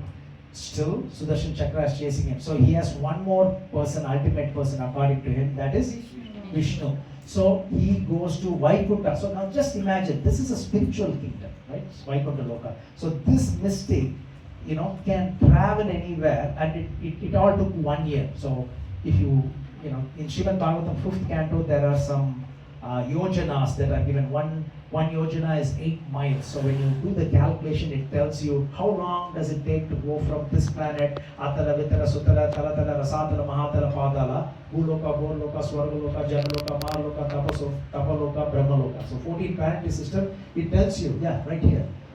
So it tells you the distance between each one of this, right? So in Srimad Bhagavatam. So when you take into consideration, I don't know whether it tells you this distance of Vaikuntha Loka, but for Durvasa Muni to go from Brahmaloka to Brahmaloka, then from Brahmaloka to Kailash, and from Kailash to Vaikuntha, and then come back, it says 1 year it took, right? Whatever speed it was, we don't know, but it took 1 year, right? So we'll see that. So he goes to Vaikuntha, and so Lord Vishnu is with his consort, goddess of fortune, and he asks for forgiveness. I'm sorry, please forgive me. The Sudarshan Chakra that belongs to you is about to kill me. Please forgive me. And what does Lord Vishnu say? I cannot do anything. You have to ask for forgiveness from the person who you offended. So, okay, significant lesson to be learned here, right? So God's help will come after you. God's mercy will come after you get the mercy from the person who you offended. Okay, so I put some examples here. So the Sudarshan Chakra is chasing him everywhere, and I'll give you some examples which is there. So Lord Narayan said he is not independent and is completely under the control of his devotees, and he's instructing Durvasa Muni more and more, right? So, my devotees are the best, and you have to go and ask for forgiveness. Prabhu, what we have there? Oh, you got one of us. Oops, sorry. But Prabhina, like, there Saru be this video. He said, I can't do anything. I'm not at all independent. So very beautiful verse. So Lord is instructing Durvasa Muni when he's really, I don't know how much he followed the instruction because Sudarshan Chakra is right behind him. So here, Lord Vishnu saying, my devotees don't even care about all these liberations, right? So this is one of your quiz questions, by the way. I'm giving you the question. Okay. So Salokya means same planet of the Lord. That's one of the types of liberation. Sarupya means same form of the Lord. Samipya means close association with the Lord. Shasti means sharing the Lord's opulence. And Sayujya means merging into the Lord's effulgence. So that's one thing that devotees won't want. If they prefer anything, they definitely don't prefer the last one. But again, these are all different forms of liberation. So Lord Kapila to Devotee is saying, pure devotee does not accept any kind of liberation, right? Even though they are offered by the Lord, by the Supreme Personality themselves, right? So here, this is one of the verses, right? So beautiful, beautiful verse. I'm only the servant of the servant of the servant of the Lord. This is one more must memorize verse. Lord Chaitanya Mahaprabhu chanted only 4 verses in front of Jagannath Puri Rath Yatra, and this was one of them. Naham Vipro Nacha Narapati Napi Vaishyo Nasudro Naham Varni Nacha Grahapati No Vanasto Edirva Kintu Prodya Nikala Paramananda Purna Amitapi Gopi Bartu Parakamalayo Dasa Dasa no Dasa. So he's saying, I'm only the servant of the servant of the servant of the lotus feet of Lord Krishna. So Lord Narayan instructs Durvasa Muni to ask for forgiveness from Ambarish Maharaj. So Brahma could not forgive him for the offense that he had committed, just for the small, if you call that an offense for drinking the water, so the punishment was lopsided that he has to die, and then he went to Brahmaloka. Brahma could not help Durvasa Muni. He went to Kailash.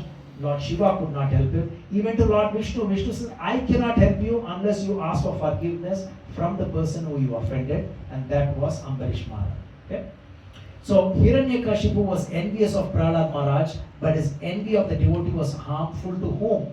To Hiranyakashipu, not to Prahlad. Right? So every action taken by Hiranyakashipu against his son was taken very seriously by the Supreme Personality of Godhead. Thus, when Hiranyakashipu was on the verge of killing Prahlad, the Lord personally appeared and killed Hiranyakashipu. Harmful activities directed against devotees gradually become the ultimate cause of the performer's fall down. Even such a great Brahmana and mystic yogi as Durvasa was in most dangerous situation because of his offense at the lotus feet of a devotee. Okay, so let's not say, okay, so Ambarish Maharaj is a pure devotee, but maybe so and so is not a pure devotee. Let's not get into that. A devotee, right? So if you offend somebody, let's not offend inadvertently. If you offended somebody, the way for us to extricate from that problem or the reaction to that is asking forgiveness from the person who we offended consciously, subconsciously, knowingly, unknowingly. And so that's the impact of this wonderful pastime. So Lord Narayan said, if a Brahmin is not gentle, his austerity and learning are most dangerous. So in a way he's saying, Durvasa Muni, you're a Brahmana, but it will be dangerous because you're not gentle. And he instructed Durvasa Muni to immediately go to Ambarish Maharaj to ask for forgiveness. Okay? So this is very important. Okay, so please take a picture of this. This will give you a good summary. I will gather it from Chaitanya Charitamrita, Chaitanya Bhagavatam, etc. Just one line pastimes to show if we offend somebody, the only cure for that is to ask forgiveness from the person who we offended. Okay, so in Chaitanya Bhagavat, CB's Chaitanya Bhagavat, I put the references. I'm not going to read that. Jagai and Madai pastime, Chaitanya Mahaprabhu, CMS Chaitanya Mahaprabhu asked Madai to ask for forgiveness to Lord Nityananda first for Chaitanya Mahaprabhu to forgive him later. You remember? So Madai, Jagai and Madai. Who was the person who hit Nityananda Prabhu with the pot? Madai. Why? Remember we talked about it. How can you remember? Mad. He became mad. Mad starts with the letter M. Madai starts with M. So easy to remember because as time goes, Jagai hit Madai. So M, Madai is mad and he hit him, right? Also in Bengali it's a Mata. Oh, okay. Madai to Mata. There you go. Yeah, beautiful. Different ways to remember this, right? So first is get permission or forgiveness from the person who you offended. So in this case, even Lord Nityananda is Lord Balaram, but when you think about it, he offended him, so go and ask forgiveness, right? So this is Chaitanya Bhagavat. This is a Brahmin who kept meat, wine in front of Shiva's Thakur's house. You remember? He said, he's not a Vaishnava, he does all these black magic. So to tarnish Shiva's Thakur's image in front of his neighbors, so they kept meat and wine and everything like that. And then this person was telling everybody, you say he's a great devotee, you see he's doing all these things. And then Chaitanya Mahaprabhu actually cursed him, he got some incurable disease. But then Chaitanya Mahaprabhu told him, when he asked for forgiveness, don't ask me for forgiveness, go and ask forgiveness from the person who you offended, Srivas Thakur. So he went and asked for forgiveness from him, and then he was miraculously cured of his incurable disease. Again, if we offend somebody, as I said, I've extracted it from different parts of the scripture. Chaitanya Bhagavat, Madhya Kanda 13, and this is from chapter 23. Durvasa Muni, of course, asking forgiveness from Ambarish Maharaj. Daksha, remember this famous pastime from 4th canto? Who's Daksha? Father-in-law. Shiva's father-in-law. So he was actually very, very angry at Lord Shiva. He offended him. So many things happened. Sati self-immolated herself later on, etc. So he asked for forgiveness from Lord Shiva later on. Right? So that's how he survived, even though he had goat's head. One more, Mother Sachi, mother of Chaitanya Mahaprabhu, she offended Advaita Acharya because the son, Vishwarup, this elder brother of Chaitanya Mahaprabhu, he renounced family life because he was hearing Srimad Bhagavatam every day from Advaita Acharya. So the mother said, oh, I lost my elder son, he went away, never to come back because you sort of converted him to be a great sannyasi and he never came back. So that was an offense. And Chaitanya Mahaprabhu later on said, that offense will be taken away from you only when you ask for forgiveness from Advaita Acharya. She did. Chaitanya Mahaprabhu's own mother, she asked for forgiveness. Okay, I put some, maybe you may remember more pastimes where the only way our sins will not manifest and become big and big, because as time goes by, the offense that we created against somebody will just get bigger and bigger. The weight of the hammer that will hang on top of us will get heavier and heavier, right? So the faster we understand we made a mistake and ask for forgiveness, then God's forgiveness will follow. Okay?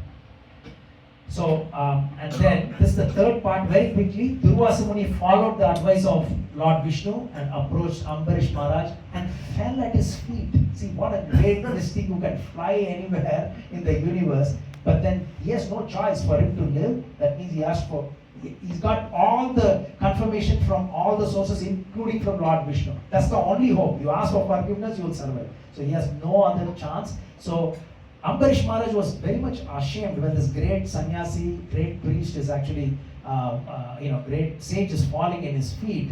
And then prayer. So have you heard of this?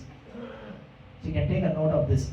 Prayer, the short form, you can use the acronym PTFR. Right? You look at all the prayers in Srimad Bhagavatam everywhere, right? So first is praise the Lord. So when you see the set of prayers in everything, Srimad Bhagavatam 20 verses. So it will be initially praising the Lord. You don't say, my dear Lord Vishnu, please give me money. You don't ask like that. So you praise the Lord first, right? This is done for our purification in all sincerity, right? When this is done, we will see hand of God in everything. We may not see God, but at least hand of God, right? Then when we see the hand of God in everything, then we are in God consciousness. When we are most ordinary, when we see most ordinary things as hand of God and see it as extraordinary, this is seeing God, hand of God everywhere. So that is praise the Lord. First is you praise the Lord, then you thank the Lord for what we already have, what God has already given us. And don't ask for something new. My dear Lord, I'm alive thanks to you. I'm able to see, I'm able to stand, I'm able to eat, I'm able to digest, I'm able to hear, I'm able to breathe, right? I know I went to India maybe a few weeks ago, and a very healthy person, he was a professor, head of the department in one of the biggest universities. He can't breathe. He can't just breathe. There is oxygen, air everywhere, right? We take things for granted. He can't breathe, right? So his lungs have totally collapsed, and he's just about to die, right? So we take things for what we don't have. We say, it's like cursing God for not giving me a Nike shoe until I saw a man with no feet, right? So it's relative, right? When you see somebody who's got no feet, for him, even if there is shoe he cannot wear, and we are saying I have an old shoe, right? So it's always relative. So we have so many things to be grateful for, even breathing, seeing, hearing, etc. Right? So you first praise the Lord, thank the Lord for whatever you have, and then beg for forgiveness.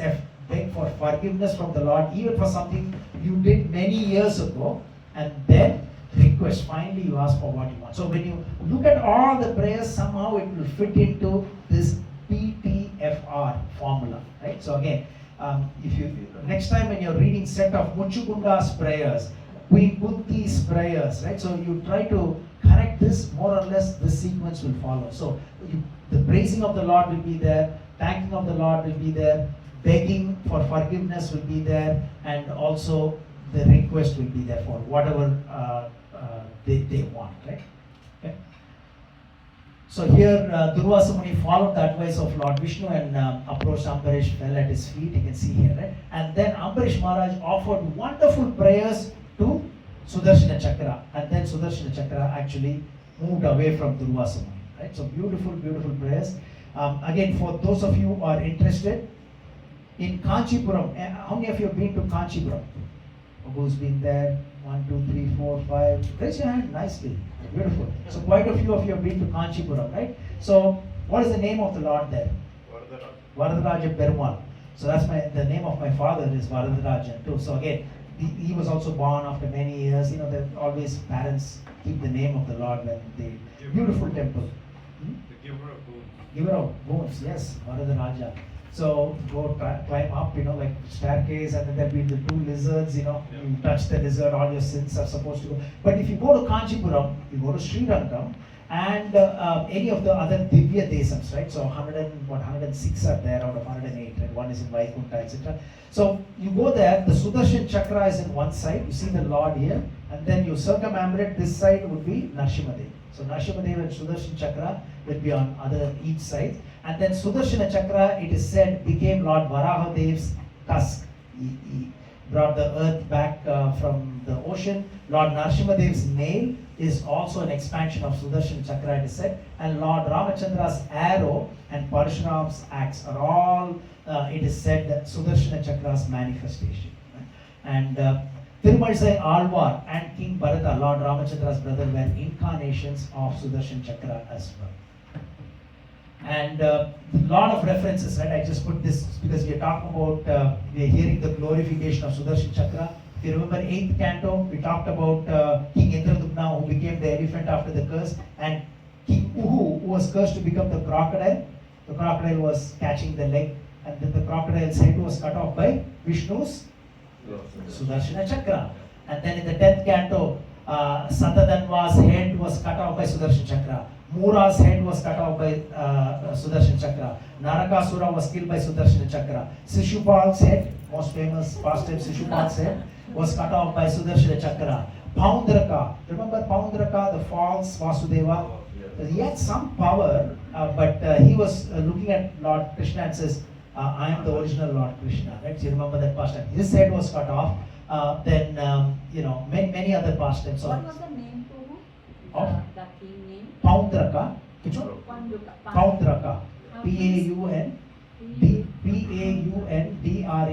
Paundraka. P for Pennsylvania. Paun is there, right? Paundraka.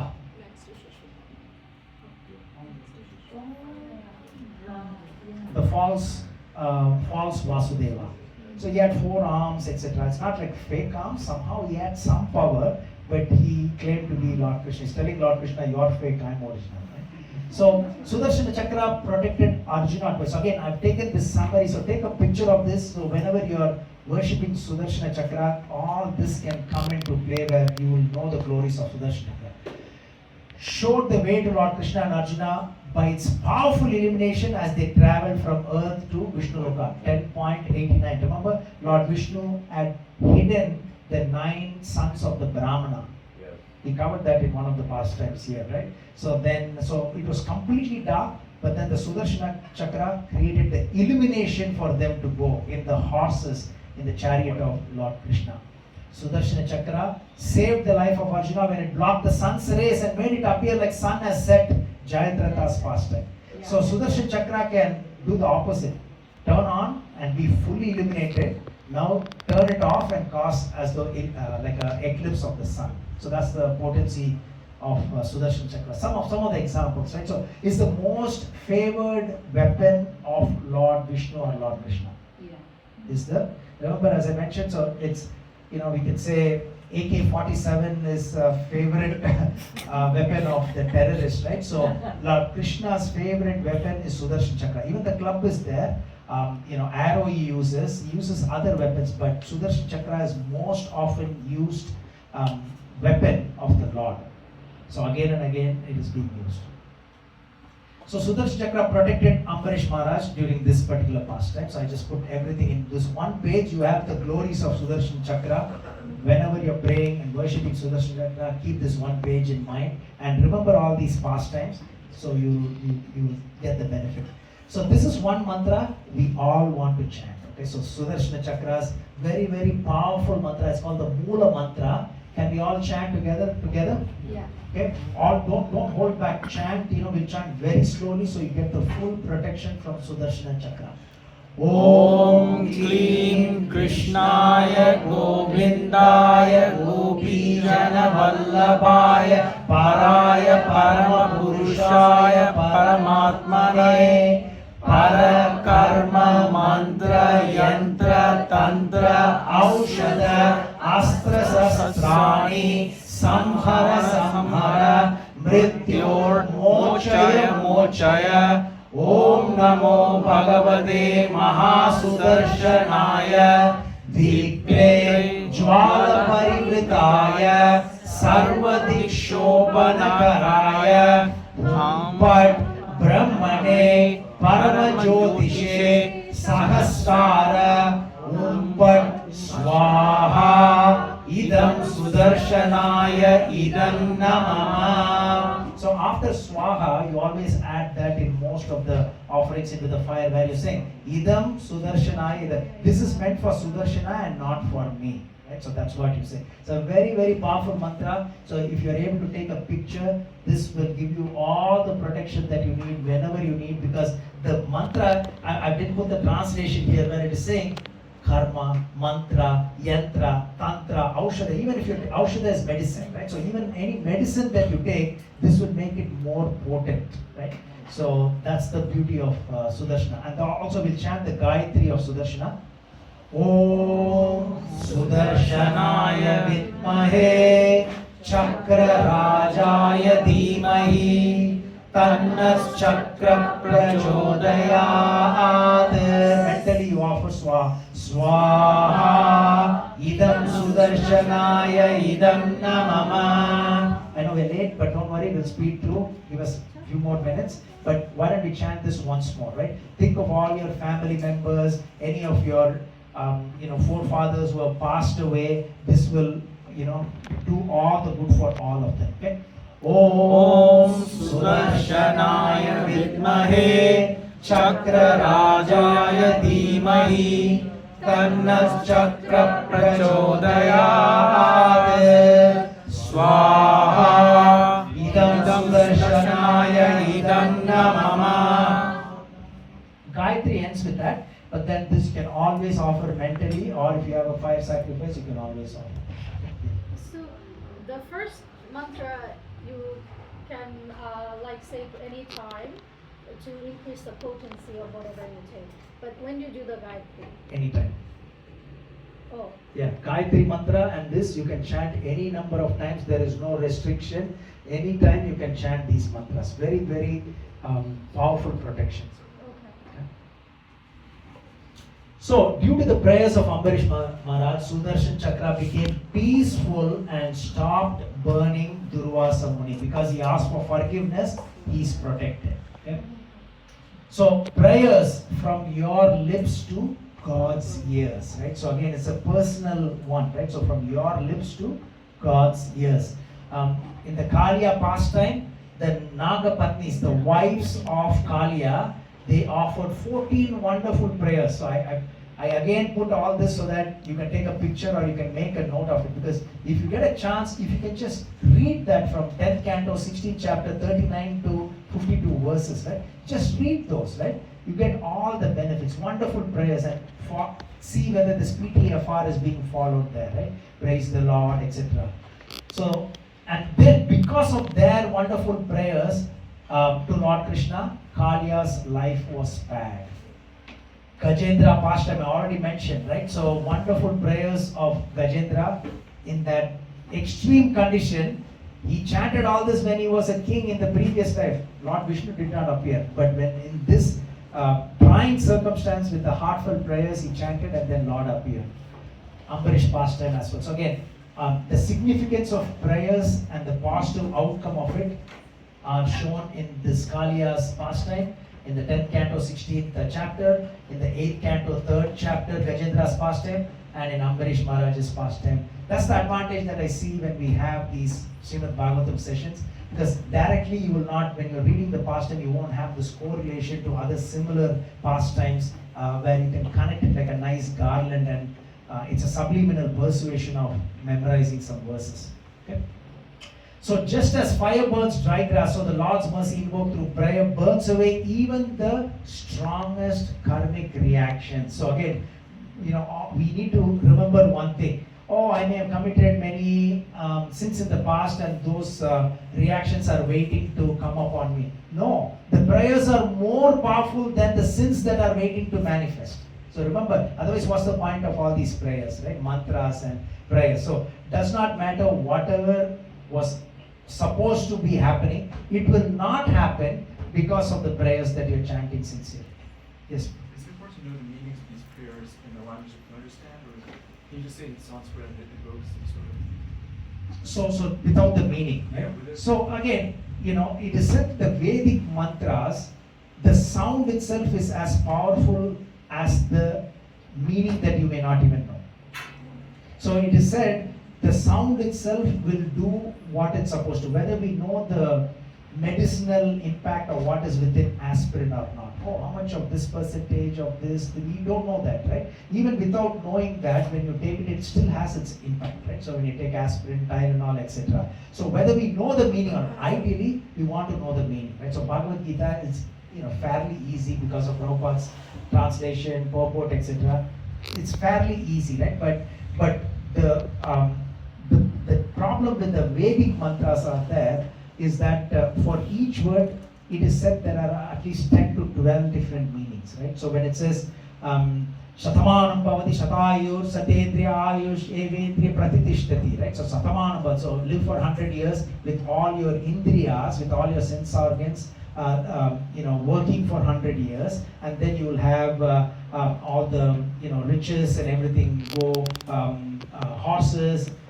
It says horses and cows, but then there are many meanings to that. Is not just horses and cows. So in some cases, especially Vedic mantra, we will not be able to get the comprehensive meaning. All you will know is the overall summary of it, right? There is a beautiful verse. It says, Vishwajite Dhanajite Swarjite Satrajite Nijita Urvarajite Ashwajite Gojite Abjite Barendra Yasomai Yajataya Haryatam. So in this case, if you don't know the meaning also, you will get it according to our acharyas. But if you know the meaning, it's more subliminal persuasion. You get that, right? It's like the placebo effect. You heard the placebo effect, right? So when you get something, I'm giving you both ends, right? So if you know the value of the doctor, right? You know the doctor that you're dealing with is the best doctor. So if he gives you a sugar pill for a serious ailment that you have, because you have the confidence in the doctor, he's the best. He gives you a sugar pill, there's nothing inside, but it'll still give you that desire. There's a psychosomatic alignment in you because of the confidence that you have. It's the placebo effect. And the evil cousin of placebo is nocebo effect. Oh, somebody tells you if you take this, or you'll have stomach upset, your hair will turn grey gradually, etc. So even if it doesn't happen, if you have that confidence in that negative thing, it will have an impact, right? So again, to answer your question, if you know the meaning, it's good. But then definitely in Vedic perspective, in this Vishwajite, right? Vishwajite means the Lord who's the ultimate victor in anything. Vishwajite. Dhanajite is the ultimate wealth. He wants all the wealth. Vishwajite, Dhanajite, Swarjite. Swarjite is the conqueror of all the kingdoms, including heavenly kingdom. Vishwajite, Dhanajite, Sajjite, Satrajite. Satrajite is all the sacrifices goes to him. Satrajite, Nirjita, all the enemies, he's the conqueror of all them. Nirjita, Urvarajite, the most fertile land, he's the owner of all the fertile. Nirjite, Urvarajite, Ashwajite. Ashwajite means he's the owner of all the horses, but is much more than all. Ashwajite, Gojite, Go is cows. Gojite, Abjite, of all the waters, right? So you're asking, my dear Lord, you are the ultimate owner and of everything, right? In a way, of the entire universe, of water, of cattle, everything. So please, take my soma sacrifice, right? Soma banam it is called. Right? Soma can be anything, not just the physical offering of the soma, which is still elusive. There's so much of question mark on what is this actual soma offering, right? So leave that aside, right? But even your sacrifice by itself can be considered as soma. My dear Lord, so sorry, I went on a longer answer. So if you know the meaning of certain verses, it's good. It will give you that impact. But even if you don't know the meaning, it will give you the desire. So that's what it is saying. So we try our best, at least the summary, right? So when we hear the first 8 verses of the Rig Veda, right?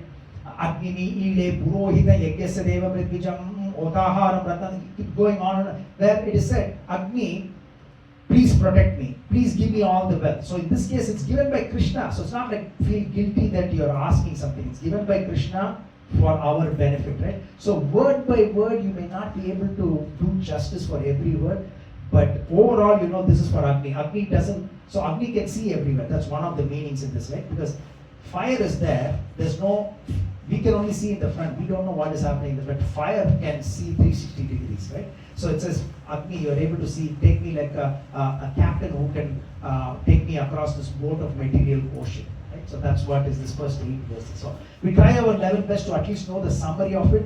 In some cases like this Vishwajite, Dhanajite, Gojite, you will know the meaning, but in some cases, you may not know the meaning as much as we should, right? Udyanatra Vittamava Arohan Uttarandivam Ridroham Mama Surya Arimanancha Nasi. So here again Vedic verse, right? So you're worshipping Surya and you're saying, my dear sun god, take away any of the jaundice-like symptoms. So jaundice is it's a newer one, but in Vedas it says anything that is yellowish in our body, take it away, right? So even if you know the summary of what you are worshipping in that verse, it will do the according to our understanding.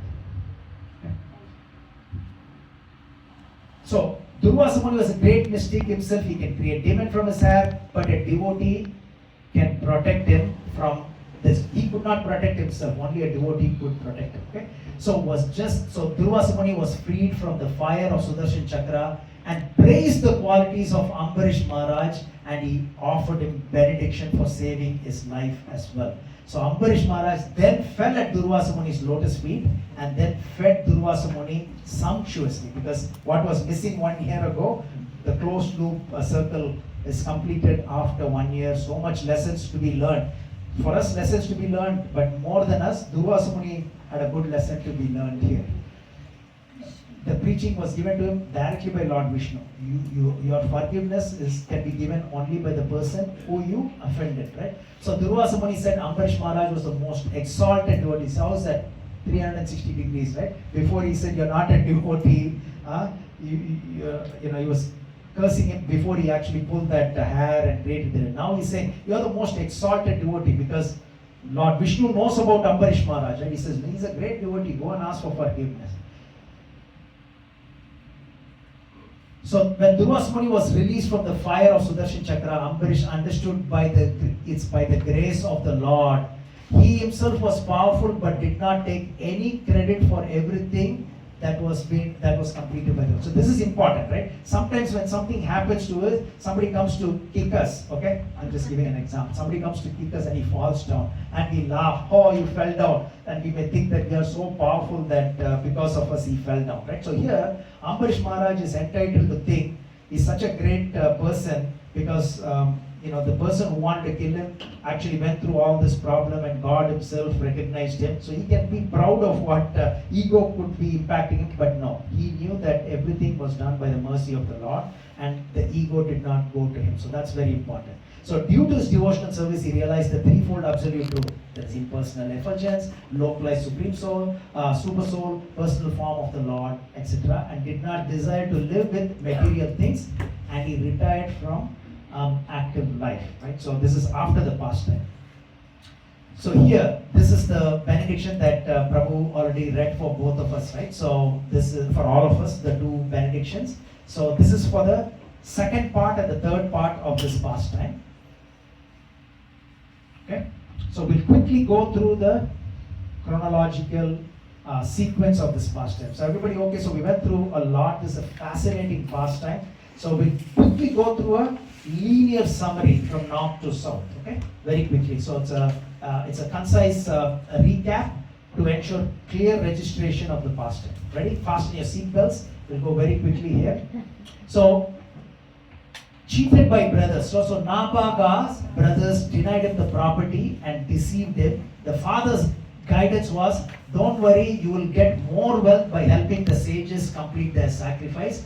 And obedience brings wealth. There's some lessons to be learned here itself, right? So because he was very obedient to his father, so he got all the wealth eventually.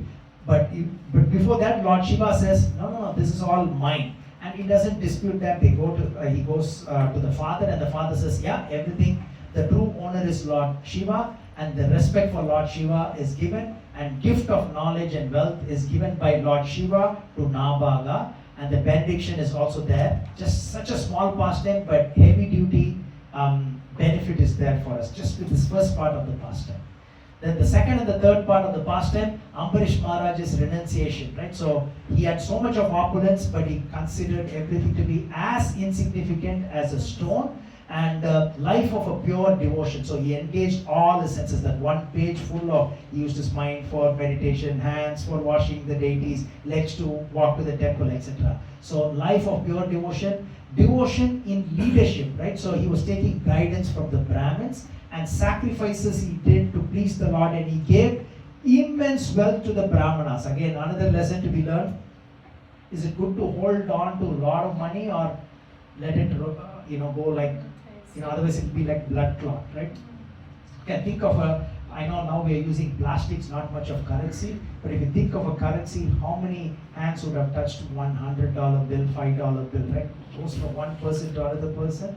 So don't hold back on giving donations, right? So it can be anywhere, so just have that mindset. Okay? It is good for each one of you. Sacrifices, he did so much. Spiritually rich citizens, right? So the citizens were not hankering for anything material. They were very happy with spiritual things that they were getting. And detachment and austerity was the hallmark of Ambarish. And he had this divine protection of Sudarshana Chakra even before Ambarish Maharaj's pastime. Okay? And then Ambarish Maharaj, vows with his queen as well. They did the sacrifice, and year-long vow was completed, honoring the Brahmanas immense wealth. We talked about it. Respectful hospitality. That is, Durvasa was invited and says, please, no, I'll go have, do my duties, do Tarpanam and Achamanam and everything in Yamuna River, and I'll come back. But by that time, only how many minutes were left? What Muhurta is? 48 minutes, right? Brahma Muhurta. Like that, there are many Muhurtas during the course of the day, split into 48 minutes. So, and then respectful hospitality, dilemma of the fast. So he had to break it by drinking water, which is eating as well as not eating. Then he took the decision of drinking the water. Durvasa was very angry, and he said, because you are arrogant, you are irreligious, and he created a demon to kill him. And then Ambarish remained calm and unmoved, fully absorbed in devotion, even when the demon was attacking him. And then Sudarshana intervention killed the demon, and then started chasing Durvasa Muni. Where did he go first? Brahmaloka. Second is Kailash, and the third one is Vaikuntha. And where did he get the protection? In which of the three places? None of them, right? So Lord Narayan, then finally he had to come to Ambarish Maharaj, come back to earth. He thought he'll go everywhere, higher ups, you go to a Supreme Court judge and get something. No, he had to come back all the way here to earth. Peace was restored, Durvasa Muni was freed, and mutual respect, humbly bowed down to Durvasa and then served them sumptuous feast. Okay? Glorified by all, right? So Durvasa declared Ambarish the most exalted devotee. So 300, the old face, right? So old, what do you say, old fast? Opposite, right? So 180 degrees turnaround. Before he said you're the worst, now you said you're the best devotee, Ambarish Maharaj. So because of the realization of truth and then the two benedictions, right? So lessons to be learned. Before I put what we have, very quickly I want to hear, are there any lessons that stuck with you from this pastime? There will be many, right? So Be steadfast at any situation and keep your trust in God. say again, Prabhu. Be calm and respectful, whatever happening, just believe in God.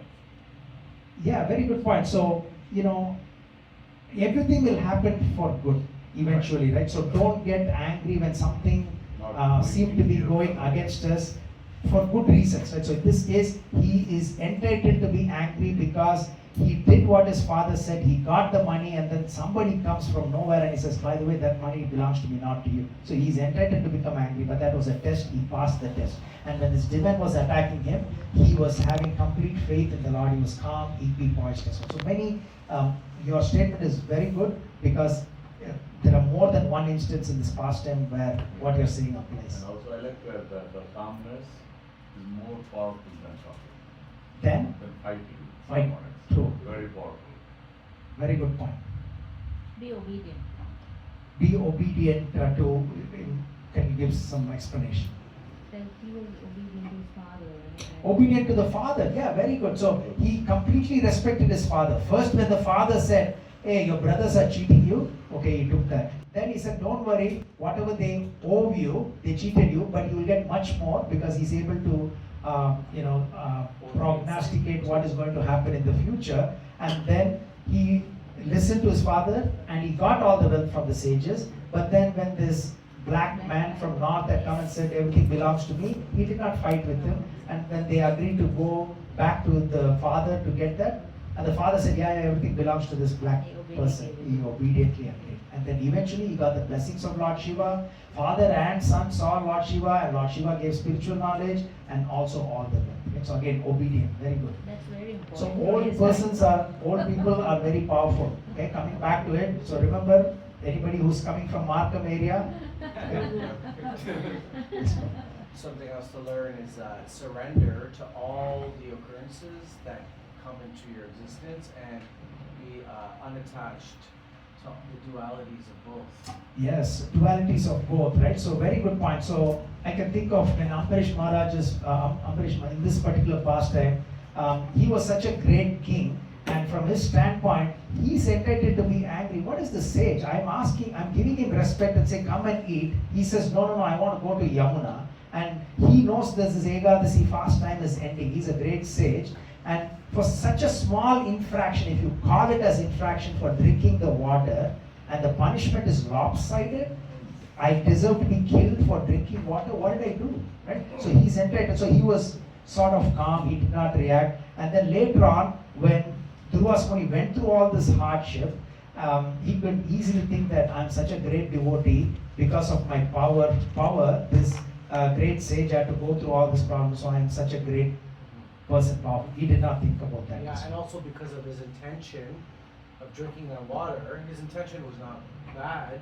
It didn't lead to a bad outcome. He was liberated even so. Very good because point. he came from a place of honesty and kindness. Exactly. Beautiful point. Thank you. Anything else? There's so many lessons to be learned. There's no wrong answer here. I was going to say, you mentioned the powers of mantras or prayers are more powerful than the sins of the past. Yes, so prayers are more powerful. It's got like the Supreme Court judge, right? Not the High Court judge. So the High Court judge could be the person giving you the punishment for the sins that we may have committed. But the presidential pardon, right? Not in a negative way. The auto pen that we are hearing in the previous US administration, so many people were pardoned, right? Because of the presidential pardon that is overpowering everything. So here the prayers are from your lips to God's ears, right? So that's more powerful, that can tarnish and take away all the sins as well. So otherwise, what's the point in having prayers? Even in ISKCON, many devotees are sick and when we do this collective prayers here, you see that miraculously that person survives.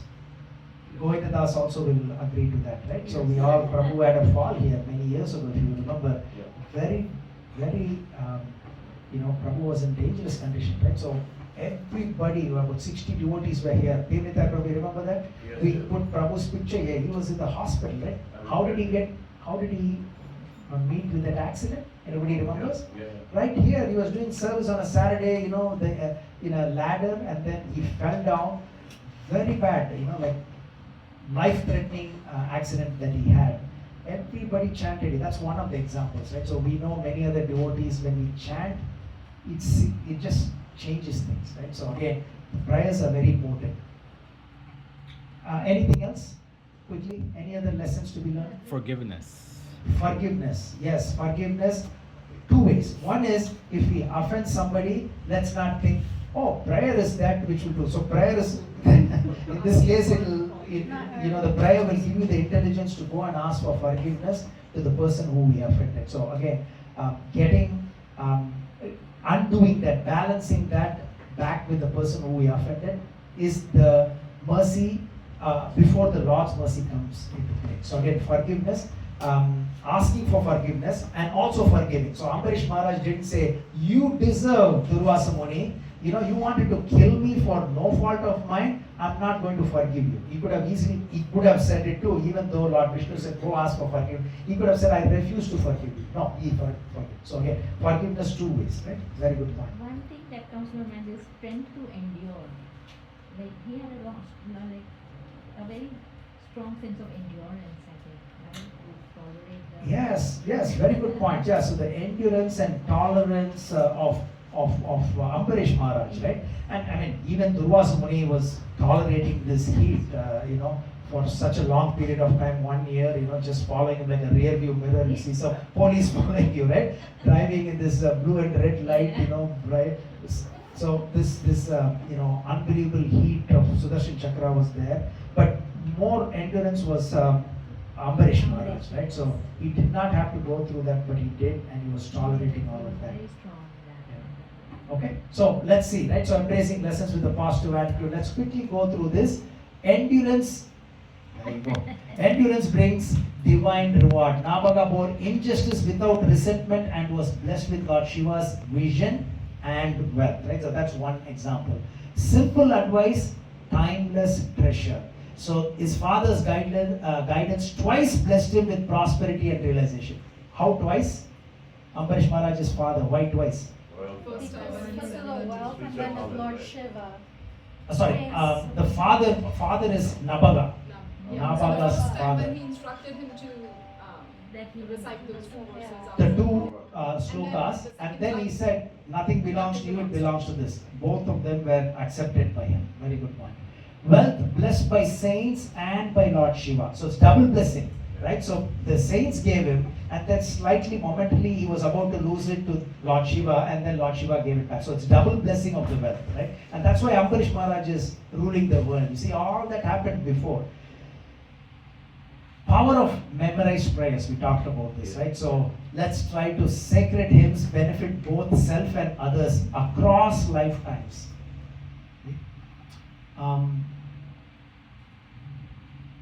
Wealth is nothing, devotion is everything. He ruled the world, yet counted riches as dust, offering all to the Lord. Who's that, Ambarish or Durvasa? Ambarish, okay. Offer results to the Lord. Ambarish dedicated everything to the Lord. Repay life's debts through sacrifice. He was performing yajnas to honor devatas, everyone. Dress with reverence. Again, this is a minor point from this pastime, but when you go to the temple, go for some sacrifice, show the blessings that you already have. So it's not like showing off, it's like the gratitude to the Lord by showing what He's already given you. Okay, so that's from this pastime. I'm not saying anything new. Devotion brings divine protection. Sudarshana shielded Ambarish for his pure bhakti. Ekadasi vows are timeless. Even the greatest king and queen observe them. So should we, right? So why would we not able to? Hospitality before self. He would not eat before his guest even when fasting. Serve with generosity. Feed and grip others freely as Ambarish did with Brahmanas. How many cows did he give? 64. Mystic power versus devotional power. Durvasa Muni's mystic strength, he knew that somebody was drinking water miles away, right? He was not even seeing. It's like a movie he's watching, like live cricket match, right? Now Asia Cup is going on in Middle East, but from home we are able to see in Toronto, right? So here he's in Yamuna River, but he's able to see that this king is drinking water somewhere else. So he's got that power, and he can create a demon from his hair, and he can fly all over the universe without a plane, without pilot, without ticket, etc., including Brahmaloka, Kailasha, but he could not save himself. Right? So again, he's got all the other things, but then he does not have the most important thing. Prayer rewrites destiny. Okay, that's a takeaway for all of us, right?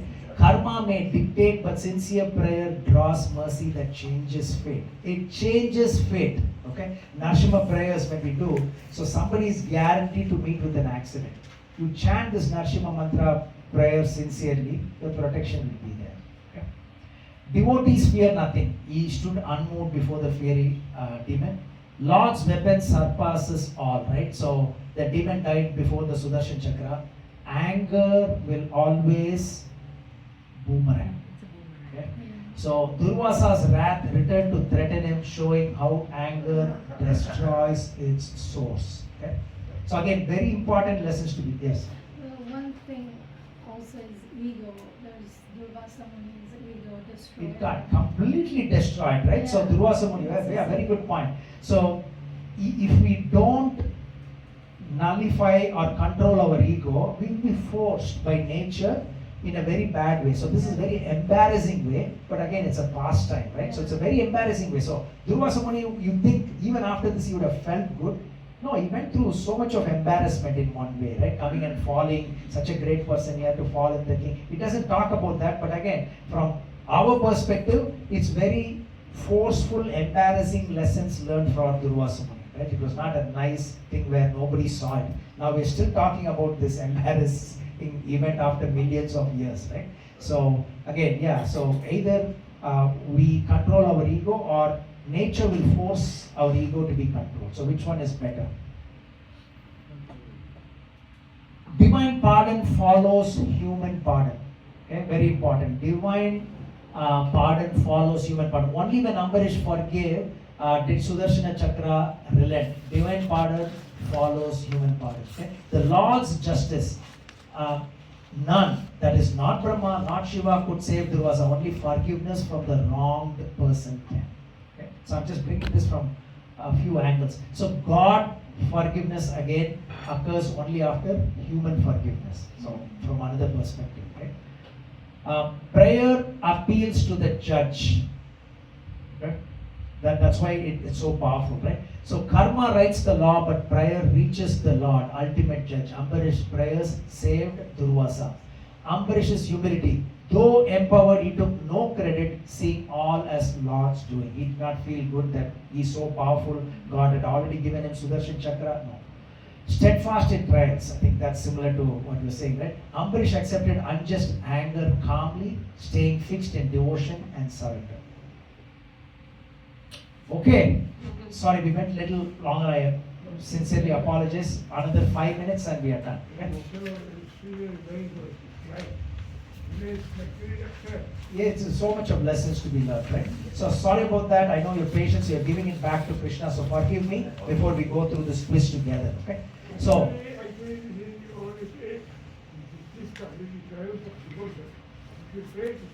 That's why I thought about the title for this. Again, this is not from Srimad Bhagavatam, but the title is The Triumph of Devotion Over Anger. It's a nice one-line summary of this entire passage. Okay, quickly going through the quiz. So if you can open your hard copy that Kajan Prabhu and Amal Tagore Prabhu have been diligently doing every month after month. So let's open that. Question number 1. Nabaga's brothers assumed he would never return home to become a Grahastha, so they divided their father's property among themselves. When Nabaga returned later, they chased him away. B. Redivided the property to provide him a share. C. Gave him their father as a share. D. Gave him the house as his share. Chaitanya. C for Chaitanya. Gave him their father as a share. Everybody agrees? Yes. Yes? Okay. So second one, Nabaga received immense wealth from the great sages of the A for Angira in Lord Krishna's thing, any A? Ankushtabhyam. Achyuta, very good. Yeah, A for Achyuta. Okay. In this case, Angira. 3. Maharaj Ambarish was the son of Nabaga, a great devotee of the Supreme Lord, the king of the entire world, or all of the above. Sure? C. D, all of the above. Okay, so please make a note of it because you want to take it home and it will help you so that there's no confusion after 5 months, 6 months, right? So when you read these, just the quiz questions and answers, it will give you a beautiful summary of the entire pastime. So I've carefully selected the questions and answers. To worship Lord Krishna, Maharaj Ambarish, along with his queen, observed the vow of Ekadasi and Dwadasi for 1 year. 1 year. Okay, very good. So question number 4, answer is C for Chaitanya. Question number 5, at the end of his vow, Maharaj Ambarish satisfied all the guests. He gave in charity dash cows whose horns were plated with gold and hooves with silver. 60 crores, right? So whatever the number is, again, certain things don't get hung up over that. What is the 60 crore? Is there enough room for it? Certain things we cannot understand. So that's not the significant part of the pastime. Okay, the lessons to be learned are more important. There is different ways we can understand, and then finally come to that. But it's not the intent of the pastime, right? What numbers were given as sacrifice? He gave things in sacrifice, which is huge. So that is the lesson for all of us. As the auspicious time of Dwadasi was nearly over, Maharaj Ambarish decided to continue fasting, eat and ask forgiveness later, drink water, blame the Brahmanas for eating. Yeah, see for Chaitanya, drink water. Okay. So now it is easy, right? Because we just read this and then, but then few months later, again when things are forgotten because of many things, this will come handy. Question number 7. The Supreme Lord has given dash to Maharaj Ambarish as divine protection. Yes, a disc. Okay, that is the Sudarshan Chakra. So I'm using a different word here, but the same. 8. When Ambarish drank water to properly break his fast, while waiting for Durvasa, what did he do? Blessed him, remained silent, became furious, and accused him of arrogance. C. Yeah, so, Chaitanya. Number 9. To punish Ambarish Maharaj, Durvasa created demon from his hair. a demon from his hair. Yes, B for Balaram. 10. What happened to the demon created by Durvasa? Burned to ashes by Chaitanya. Yeah, again C. So mostly I select C. Yeah. I'll change it next You like time. Chaitanya Mahaprabhu? Yeah. Okay. So next is number 11. In seeking shelter from Sudarshan Chakra, Durvasa Muni approached in this order. So what is this order? Brahma, Shiva, Vishnu. See again. Yes. Chaitanya. Yeah, again C. Okay. 12. What did Lord Vishnu tell Durvasa when he begged for help in Vaikuntha? I will pull back Sudarshan Chakra for you. Perform austerities to be saved. I am bound by material. Yeah. I really have to change this. Okay. Then number 13. Durvasa Muni finally found shelter only by humbly approaching. D. Okay. So D for Damodar. Yeah. So Ambarish, not Brahma, not Shiva, not Lord Vishnu. When 14. When Durvasa touched the lotus feet of Maharaj Ambarish, the king felt. Very compassionate. A for Chaitanya. Is it A or B? Agreed. It's B. He felt aggrieved and ashamed because such a great person. Again, it's a tough one. For sure he was compassionate, right? So you are right in that. But in this pastime, clearly it says he was aggrieved and ashamed, right? Number 15. On seeing Durvasa's condition, Maharaj Ambarish immediately. Began offering prayers to the Sudarshan Chakra. Yeah, that's right. So 15C. Chaitanya. Couple of more questions. 16. Ambarish Maharaj prayed for success of his Ekadasi vow, no reaction to Durvasa's curse, Durvasa Muni to be freed from the pain of being burned, all of the above. All of the above. See. I think it's C. Because he didn't actually pray for the success of his Ekadasi. That's more like I want something, right? So he didn't explicitly pray for that. He only wanted Durvasa Muni to be freed from the pain of being burnt. 17. Durvasa Muni left the palace of Maharaj Ambarish for dash, and during that time he did not eat, sustaining himself only by drinking. So 1 year he was just drinking. 1 year. Yeah, 1 year, which is tea. Okay. 18. Ambarish Maharaj executed devotional service perfectly always, considered even the topmost planet of this material world no better than hell, took Vanaprastha and went to the forest to concentrate his mind fully on Krishna, all of them. All of them. All of them. Okay. Is divine. One more. Sorry, this is the last question. Match the following. Let's see if somebody can do this. I've taken pictures. It's I have cheating. taken. Okay. It's cheating. Salokya. That's Lokya the means same planet as the planet. Lord. Very good. Yeah. So, Salokya means same planet. Last one will always be for Deenitai Prabhu.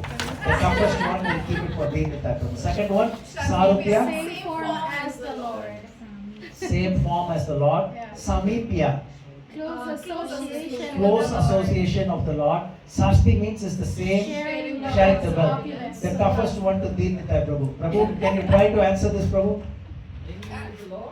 Sayujya means what? Mingling, okay, so use a different term. Yeah, that's right. Merging into Lord's effulgence. His Divine Grace A.C. Bhaktivedanta Swami Srila Prabhupada ki. So again, thank you very much. So we went 45 minutes over today. We again apologize. So this is a fascinating pastime. Lot of lessons to be learned. We sincerely thank you for your valuable association and your input as well. So there is a wonderful prasadam that is waiting for you, Deenitai and the devotees arranged it for all of you. So again, thank you so much, and we'll see you in about a month's time. Hare Krishna. I'd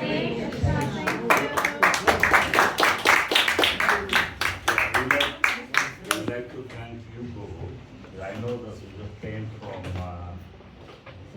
Singapore yesterday. And you made all those things and you get from it with us. And you are giving this opportunity to learn, to be encouraged. Thank you for blessings and for hard work to save us. Oh, thank you, Prabhu. So it's for my own purification, and then I'm just a facilitator. You know, it's already there. We're just trying to funnel it in a way that we can understand it. So, okay, thank you, everyone. So we really, really appreciate your time, and we hope to see you again in about a month's time. Try to do it Every month. Every month, you can, but at least